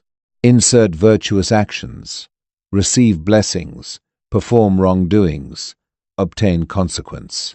Their theology was orderly, organized, and entirely incorrect. They had diminished the living God to a foreseeable equation. Job, for all his harsh grievances and inquiries, had grappled genuinely with God. He had communicated from his spirit, declining simple responses or incorrect acknowledgments. In God's sight, this pure genuineness was what is correct compared to the companions' devoted empty statements. Presently arrived God's astonishing direction. "Obtain 7 bulls and 7 rams, and proceed to my worker Job, and present a burnt sacrifice for yourselves."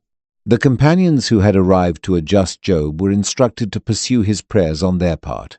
"My worker Job will pray for you, for I will receive his prayer, to avoid dealing with you based on your foolishness." The situations had entirely reversed. The charged became the bridge builder. The wrongdoer became the spiritual leader. This instant disclosed God's spirit in methods the companions had never grasped. The God they believed insisted on flawlessness, genuinely appreciated genuineness. The God they described as remote and procedural genuinely wanted connection more than ceremonial accuracy. Picture the scene as the companions neared Job with their sacrificial creatures. The individuals who had charged him of hidden wrongdoings presently needed to request for his prayers. The one they had deserted in his period of requirement presently needed to communicate to God on their part. And the Lord received Job's prayer. With these straightforward statements, restoration started, not simply for Job, yet for the fractured connections surrounding him. Through pardoning and bridge building, the community torn, separated by pain and evaluation, started to repair. In this magnificent reversal of situations, we observe that God cares not simply regarding accurate theology, yet regarding healed connections. The companions who neglected to provide comfort to Job were not discarded, yet provided a direction to healing through modesty, sacrifice, and the prayers of the very individual they had injured. The concluding scene of Job's narrative reads similar to the conclusion of a fantasy narrative. "And the Lord healed the circumstances of Job when he had prayed for his companions." The sequence at this point possesses significance. Job's restoration arrived following he prayed for those who had caused him pain. Pardoning came before healing. The favors flowed downward in plenty, and the Lord provided Job double the amount as he had previously. The increased prosperity represented God's abundant healing. 7,000 sheep turned into 14,000. 3,000 camels turned into 6,000. 500 pairs of oxen turned into 1,000. Relations and companions who had maintained their remoteness during his pain presently came back, sharing food in his residence and providing comfort to him. They delivered presents of currency and golden rings, contributing to his renewed success. Most valuable of all, Job was favored with a fresh family. He possessed additionally 7 sons and 3 daughters. The precise count as previously 7 sons and 3 daughters, implying complete healing of what was removed. His daughters obtained particular reference. Across all the territory, there existed no female so attractive as Job's daughters. Even more significant for ancient periods, their father provided them a portion of wealth among their brothers. This unusual action demonstrated Job's nature: abundant, caring, unrestricted by the restricting traditions of his period.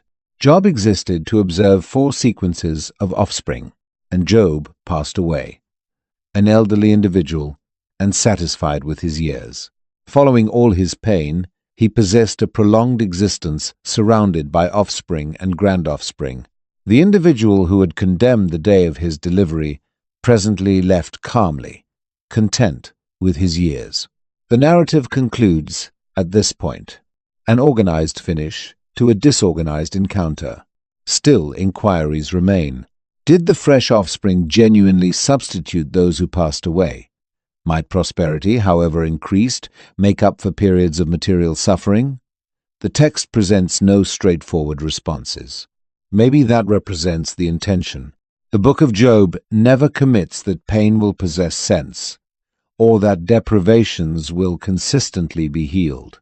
It does not provide the equation for preventing anguish or ensuring success. Rather, it presents something more significant: the confidence that God stays existing and involved even in our most obscure periods.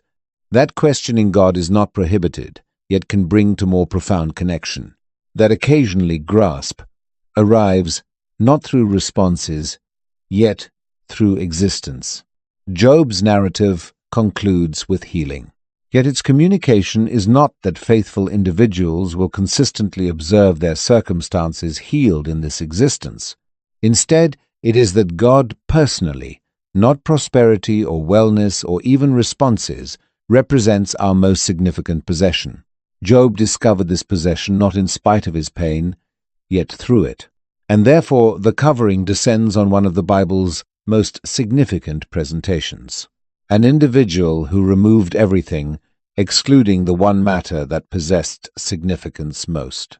His connection with the living God who communicates from rotating winds and walks with us through fire and tempest. Throughout the ages, Job's narrative has resonated profoundly across various faiths and cultures. Traditional Jewish beliefs viewed Job as a pattern of tolerance and persistence, with scholarly interpretations pondering his location in history. Certain positioned him during the period of Abraham, while others accepted he existed during the departure from Egypt.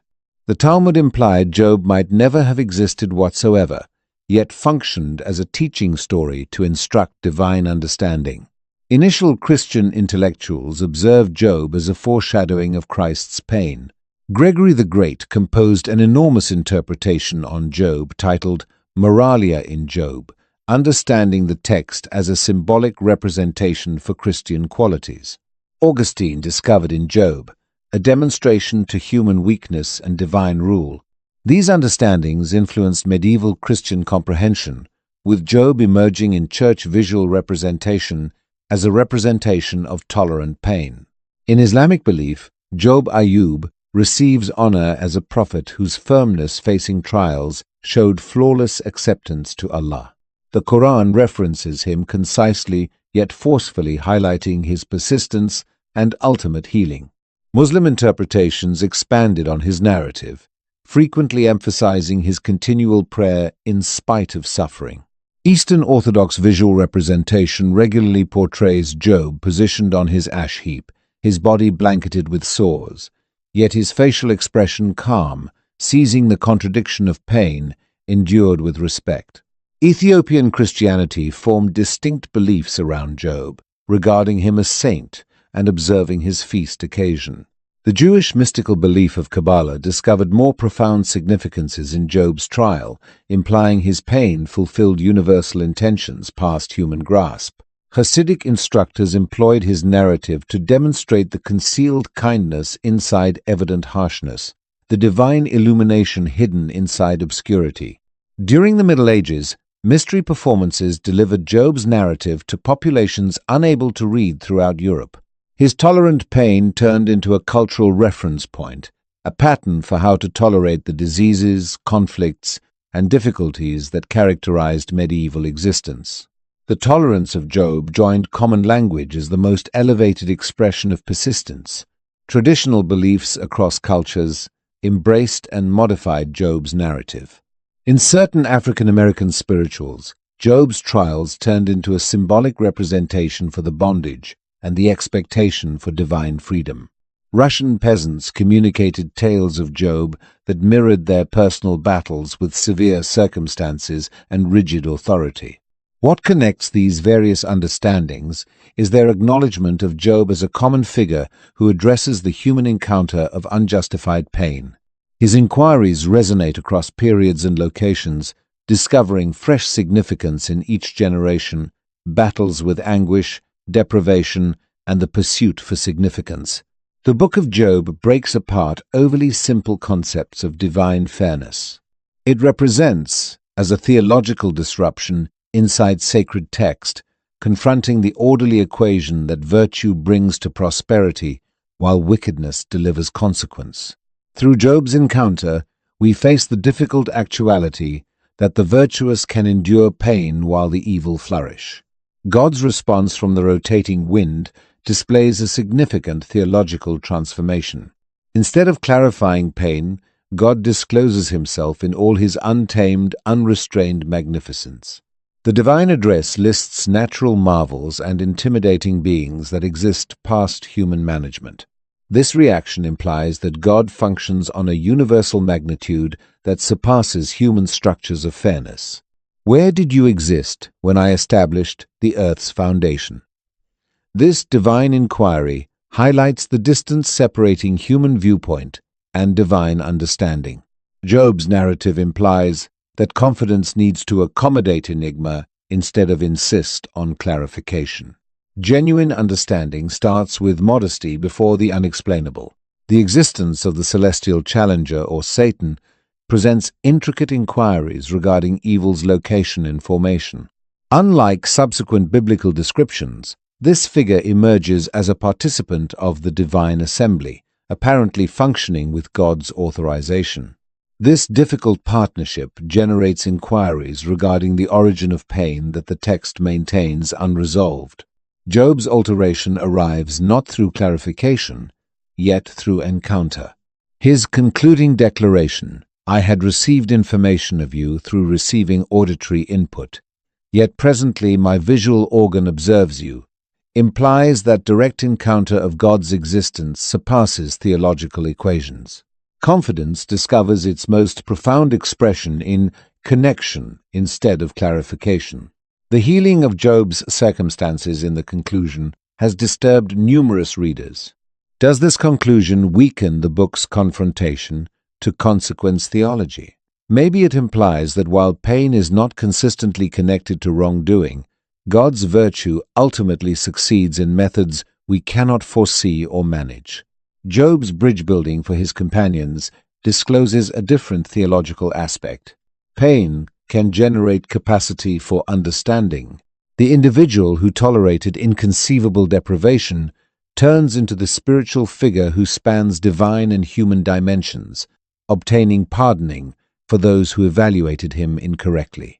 The divine addresses significantly prevent referring to human worries.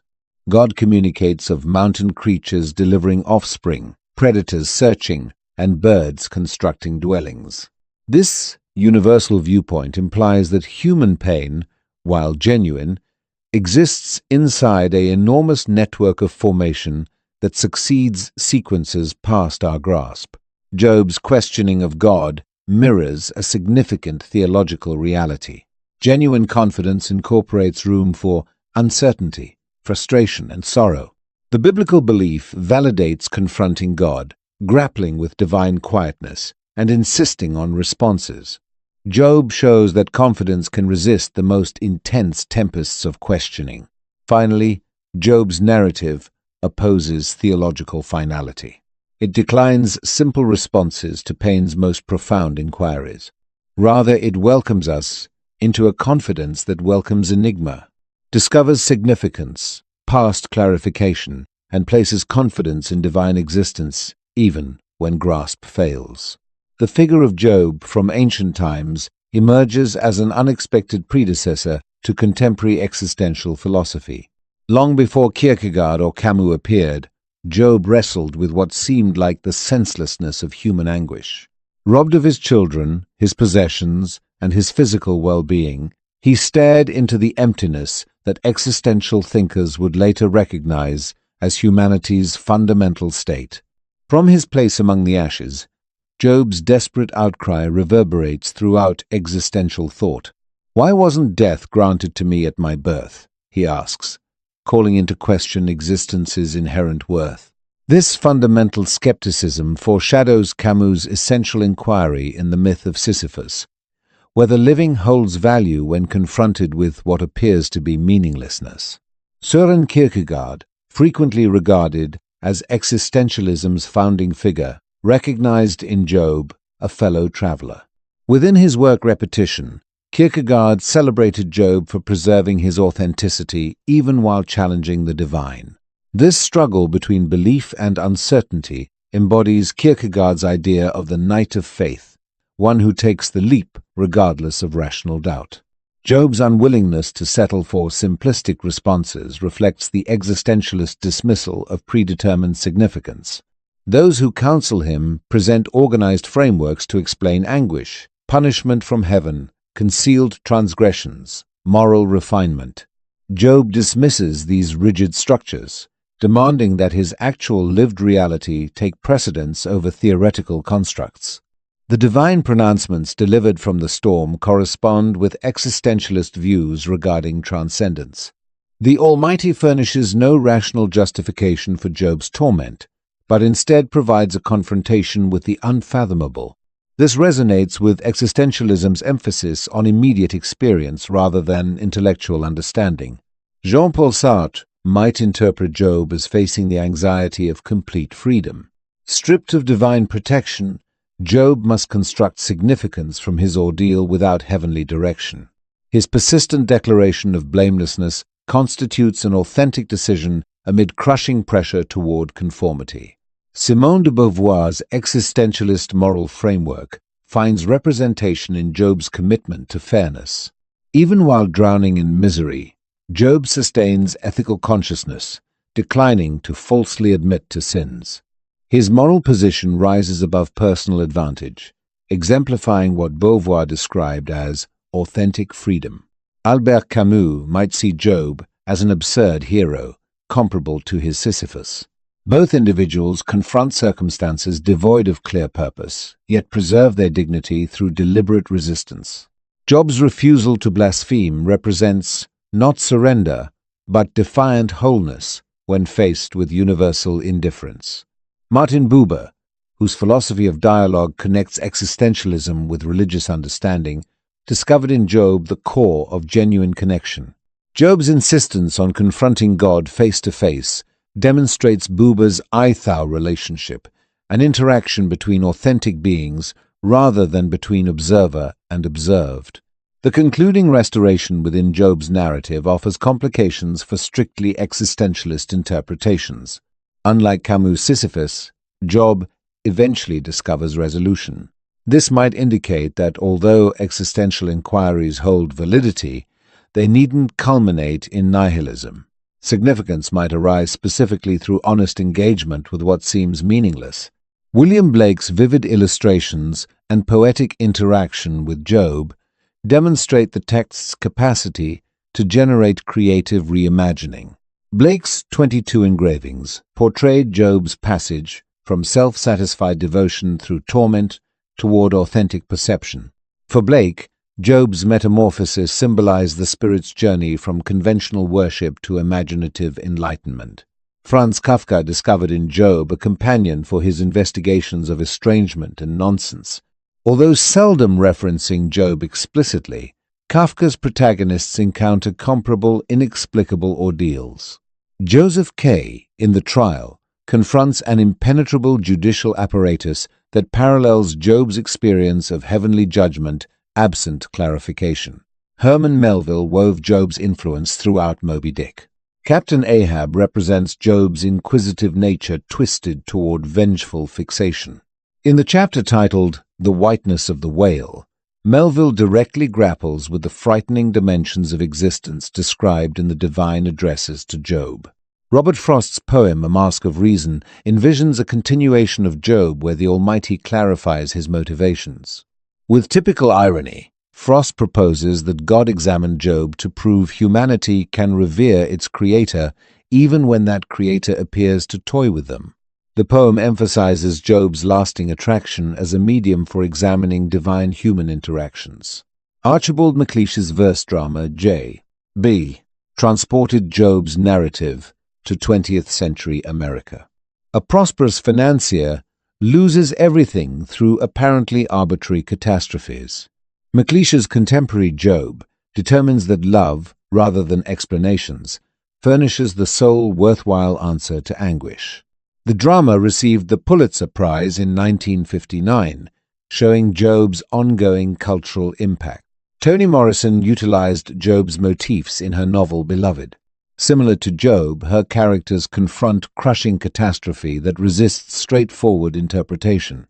Morrison's investigation of recollection, wounds, and recovery mirrors Job's voyage through suffering toward a renewal that recognizes, rather than eliminates, history. Fyodor Dostoevsky engaged intensively with Job's questions in The Brothers Karamazov. Ivan Karamazov's uprising against heavenly fairness echoes Job's objections. The character Father Zosima explicitly references Job, proposing that his narrative discloses how anguish can produce gladness without which existence cannot persist. Classical music discovered in Job a compelling theme. Ralph Vaughan Williams created Job, a mask for dancing, converting the biblical account into ballet that seized both suffering and elevation through orchestral texture and motion. The composition's evocative beauty shows how Job's narrative translates across artistic forms. Modern writers continue drawing inspiration from Job. Muriel Sparks' novel The Only Problem features a scholar fixated on the Book of Job while confronting his own contemporary challenges. Spark investigates how ancient insight addresses modern isolation and the pursuit of meaning in a fractured society. Job's influence reaches beyond elite culture into common consciousness. The expression, "the patience of Job," surfaces in innumerable situations, frequently by individuals unfamiliar with the scriptural account. This extensive cultural presence shows how completely Job has been integrated into our shared comprehension of endurance and hardship. The emotional trajectory of Job reflects what contemporary therapists identify as the mourning cycle. His opening silence, succeeded by anguished lamentation, negotiation, rage, and ultimately acceptance, foreshadows Elizabeth Kubler-Ross's grief stages. Job reveals that recovery isn't straightforward but requires moving through various emotional conditions. Job's companions illustrate typical psychological mistakes when addressing another's distress. Eliphaz relies on individual experience, Bildad on heritage, and Zophar on inflexible conviction. Their shortcomings underscore how intellectual rationalizations frequently function to separate us from another's suffering, rather than offer real solace. The exchanges expose how catastrophe disrupts fundamental beliefs about reality. Job's convictions regarding heavenly fairness and moral structure crumble beneath experiential burden. Current trauma scholarship acknowledges this demolition of basic assumptions as essential to psychological anguish. Restoration requires constructing fresh frameworks capable of accommodating agonizing truths. Job's bodily manifestations, scraping sores, loss of weight, inability to sleep, reveal the mind-body relationship in distress. His mental torment appears physically, while his physical agony amplifies psychological torture. This comprehensive depiction anticipates modern comprehension of psychosomatic phenomena. The divine answer from The Tempest functions as a variety of exposure treatment. Rather than protecting Job from creation's chaos, the Almighty submerges him within it. This seemingly contradictory method, confronting rather than evading fear's origins, corresponds with successful interventions for anxiety conditions. Job's renewal suggests emotional fortitude rather than merely a pleasant conclusion. He surfaces altered yet functioning, able to establish fresh connections despite catastrophic bereavement. This depicts what mental health professionals term post-traumatic development, the ability to discover significance and even thrive following profound anguish. The community's return to Job following his trial emphasizes healing's social aspect. Recovery from catastrophe demands not merely internal examination but social re-entry. Job's restored connections show that fortitude depends partially on communal assistance. Job's ability to intercede for his critics demonstrates exceptional emotional maturation. By petitioning for those who condemned him unjustly, he rises above victimhood and reclaims power. This change exemplifies what psychologists call benefit finding, discovering constructive significance within harmful experiences. The whirlwind addresses respond to Job's requirement for universal perspective. By broadening his viewpoint beyond individual anguish to embrace creation's immensity, the divine provides what logotherapy founder Viktor Frankl termed meaning orientation. Locating oneself within an expanded structure supplies psychological stability throughout suffering.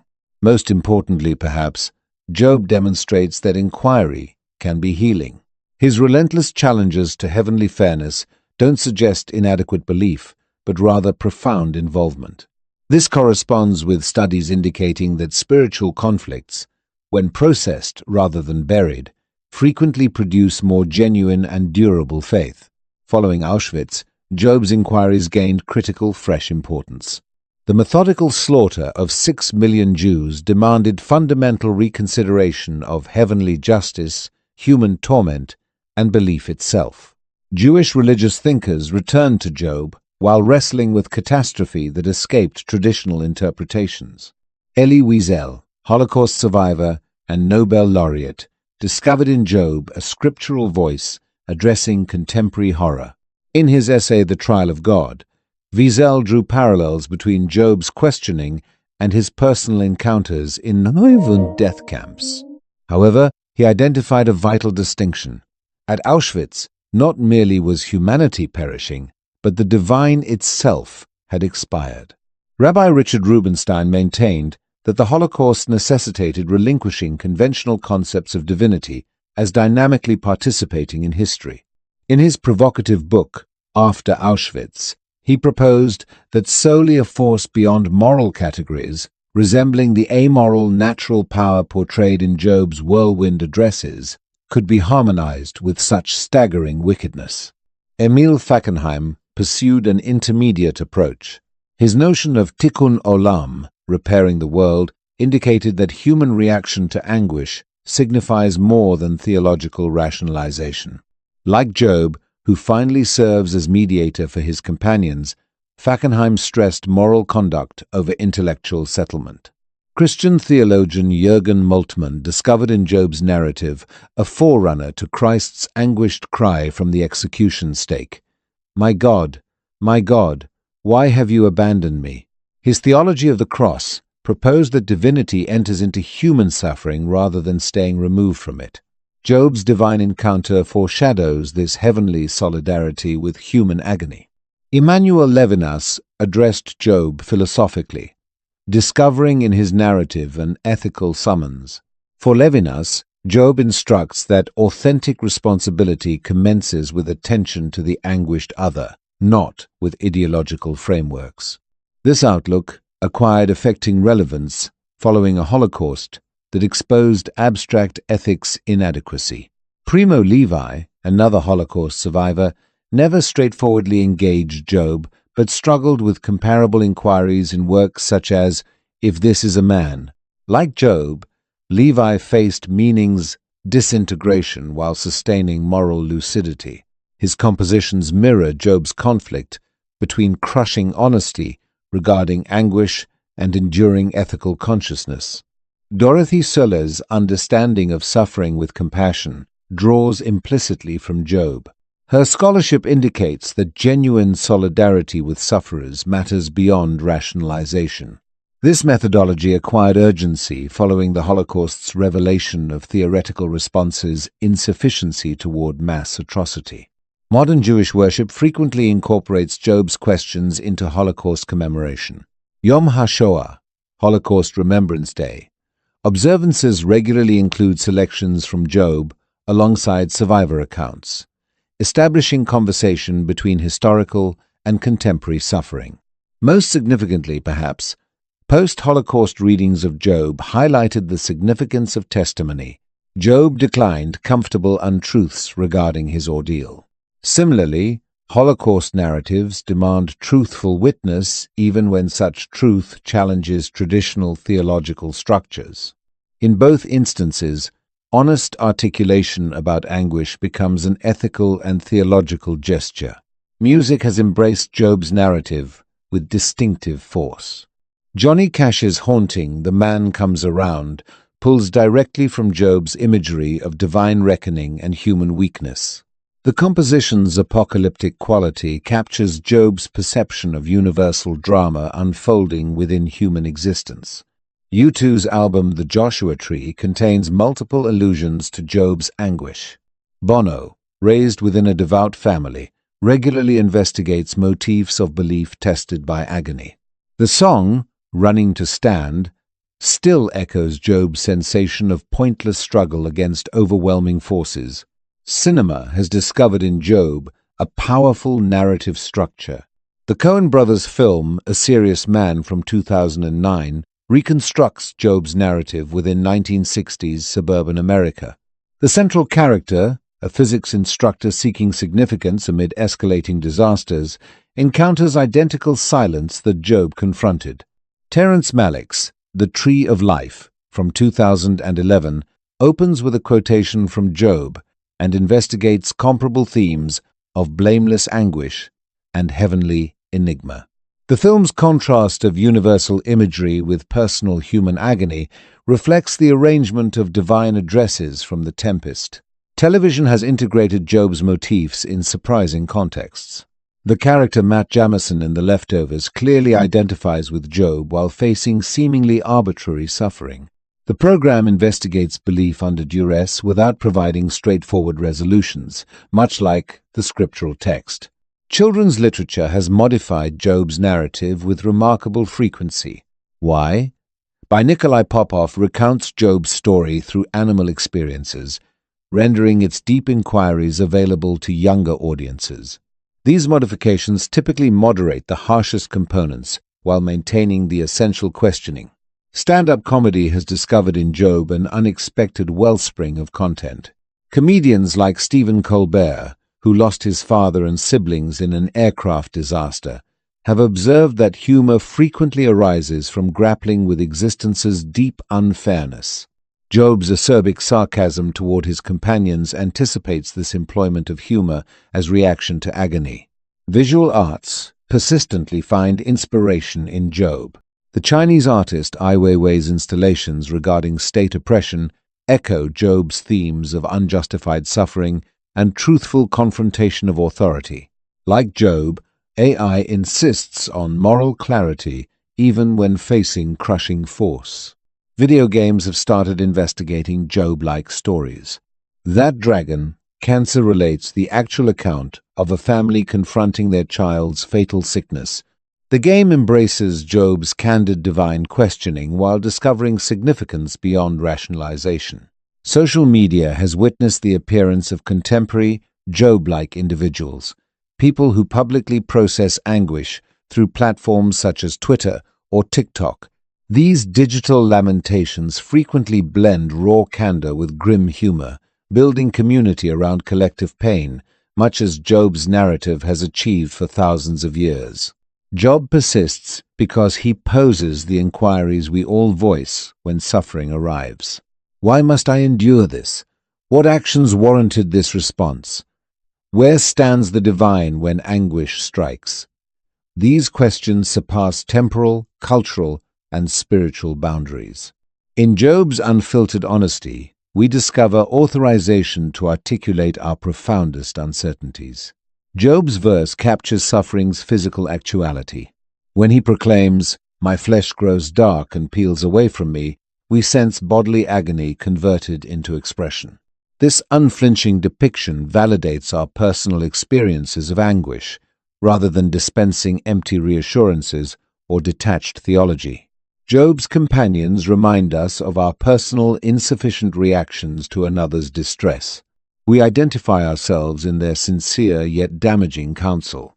Their inadequacies instruct us in humility when approaching anguish we haven't individually encountered.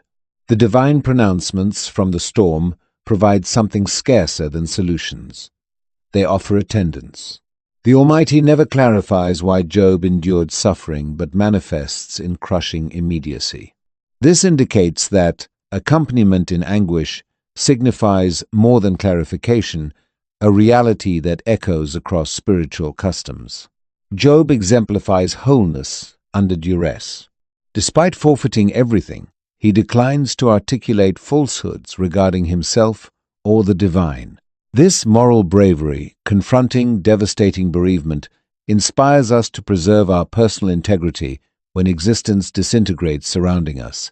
The renewal in Job's conclusion addresses our profound yearning for fairness. While certain readers consider this ending excessively tidy, it expresses human aspiration that anguish will ultimately yield to restoration. The narrative sustains conflict between candid recognition of agony and anticipation for renewal. Job's readiness to confront the Almighty reveals belief's astonishing durability. Far from suggesting feeble conviction, his inquiries emerge from intense engagement with heavenly commitments. This proposes that uncertainty exists within belief rather than opposing it. The book's literary intricacy mirrors existence's uncertainty. With its blend of prose and verse, its heavenly wager and human torment, its queries and counter-queries, Job declines oversimplified resolutions. This multi-layered methodology recognizes life's authentic complexity. Job's bravery in challenging authority addresses every era confronting institutional dominance. Whether facing political tyranny, religious rigidity, or societal coercion, readers discover in Job an example for articulating truth regardless of ramifications. Most fundamentally, perhaps, Job endures because anguish endures. As long as humans undergo agony that escapes rationalization, Job's voice will echo. His unwillingness to embrace comfortable untruths regarding suffering renders him our contemporary, addressing us across centuries with undiminished pertinence. Genuine belief includes space for uncertainty. Job's queries don't suggest inadequate conviction, but rather intense involvement with the divine. His readiness to confront heavenly fairness springs from his certainty that the Almighty should remain consistent with divine character. This instructs us that questioning can constitute a faithful act rather than its contradiction. Attendance signifies more than solutions. Job's companions disappoint him not by arriving to remain with him, but by speaking to rationalize his anguish. The narrative proposes that wordless solidarity, merely existing alongside those who suffer, frequently supplies greater solace than theological rationalizations. Agony deserves candid articulation. Job's lamentations vocalize the complete spectrum of human sentiment, encompassing fury, hopelessness, and acerbic sarcasm. His illustration frees us from artificial devotion that suppresses authentic emotion. Authentic restoration commences with recognizing rather than rejecting our agony. Community signifies importance during suffering periods. Though Job's companions ultimately disappoint him, their opening impulse to join him demonstrates the value of appearing. Job's eventual renewal incorporates community support's restoration. This reminds us that restoration occurs within connection rather than seclusion. Beware employing theology as armament. Job's companions convert convictions regarding heavenly fairness into instruments for accusation and disgrace. Their illustration cautions against employing belief to assess another's anguish. Authentic insight approaches agony with modesty rather than assurance. Anguish doesn't invariably possess transparent significance. The narrative resists straightforward rationalizations for Job's trial. While his suffering fulfills purposes within the celestial court, Job himself never discovers these rationales. This instructs us toward caution when assigning significance to another's agony. Wholeness signifies more than ease. Job declines to falsely admit to transgressions, even when doing so might alleviate his anguish. His illustration challenges us toward sustaining truthfulness, even when deceptions would furnish temporary comfort. Viewpoint transforms anguish. Divine addresses from the Tempest provide Job a universal perspective that contextualizes his agony within creation's vastness. While this doesn't rationalize his suffering, it assists him in positioning it within an expanded structure. We likewise can discover fortitude by perceiving our struggles within wider frameworks. Metamorphosis arrives through confrontation. Job's restoration commences not with rationalization, but with immediate experience of divine attendance. I had learned of you through rumor, but presently I perceive you directly. This indicates that experiential understanding frequently proves more potent than theoretical comprehension. Anticipation remains achievable, even following catastrophic bereavement. Job's renewal doesn't eliminate his anguish, but presents fresh possibilities beyond it. His narrative instructs neither innocent optimism nor acerbic resignation, but practical aspiration that recognizes agony while staying receptive to future gladness. The ash pile where we initially encountered Job now surfaces in altered illumination. What appeared as a location of complete desolation has transformed into consecrated territory. Here a mortal dared interrogate heaven's foundations. Here the universe's architect responded not with destruction but with verse. Here human anguish and heavenly enigma participated in dialogue. Job remains among the ashes, yet his vision now ascends toward the heavens. His frame carries suffering's marks, but his countenance reflects the tranquility of one who has received hearing. The queries that escaped his throat haven't vanished, but they've been altered through confrontation with mystery excessively vast for simple solutions. Surrounding him assemble fresh offspring, distinct from those he forfeited. Their existence symbolizes not substitution but revitalization. They cannot erase his mourning, but they provide living evidence that gladness remains attainable even following unthinkable bereavement.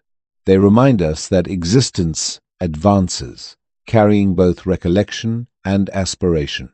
Job's companions have withdrawn, humbled by heavenly reproach, yet pardoned through Job's mediation.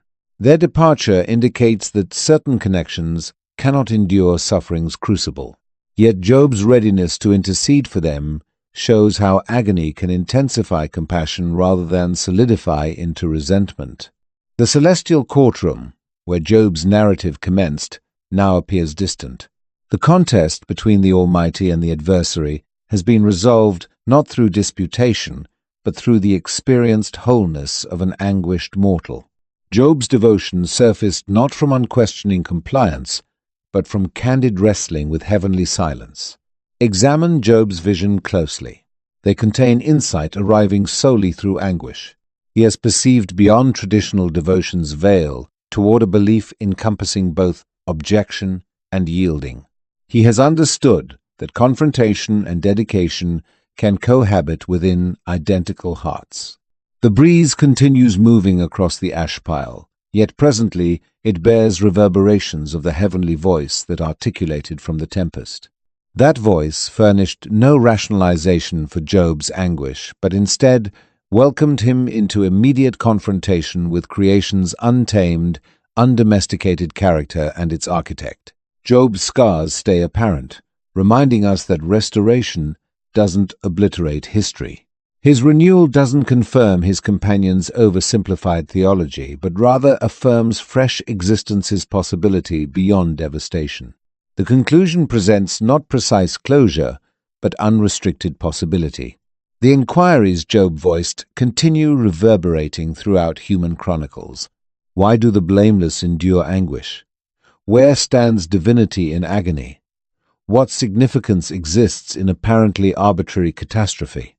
These queries locate no ultimate solutions in Job's narrative, but they locate something potentially more precious: divine consideration. As obscurity descends, Job stays positioned on the ash pile that has transformed into his sacred space. Celestial bodies materialize overhead, identical stars the Almighty referenced in the heavenly addresses. Job contemplates them, his countenance mirroring both suffering's burden and existence's marvel beneath such an immense and enigmatic firmament. His inquiries persist, but presently they're contained within connection rather than launched into emptiness. This perhaps constitutes belief's profoundest insight. Not solutions, but attendance. Not rationalization, but companionship. On the passage through obscurity toward uncertain daybreak.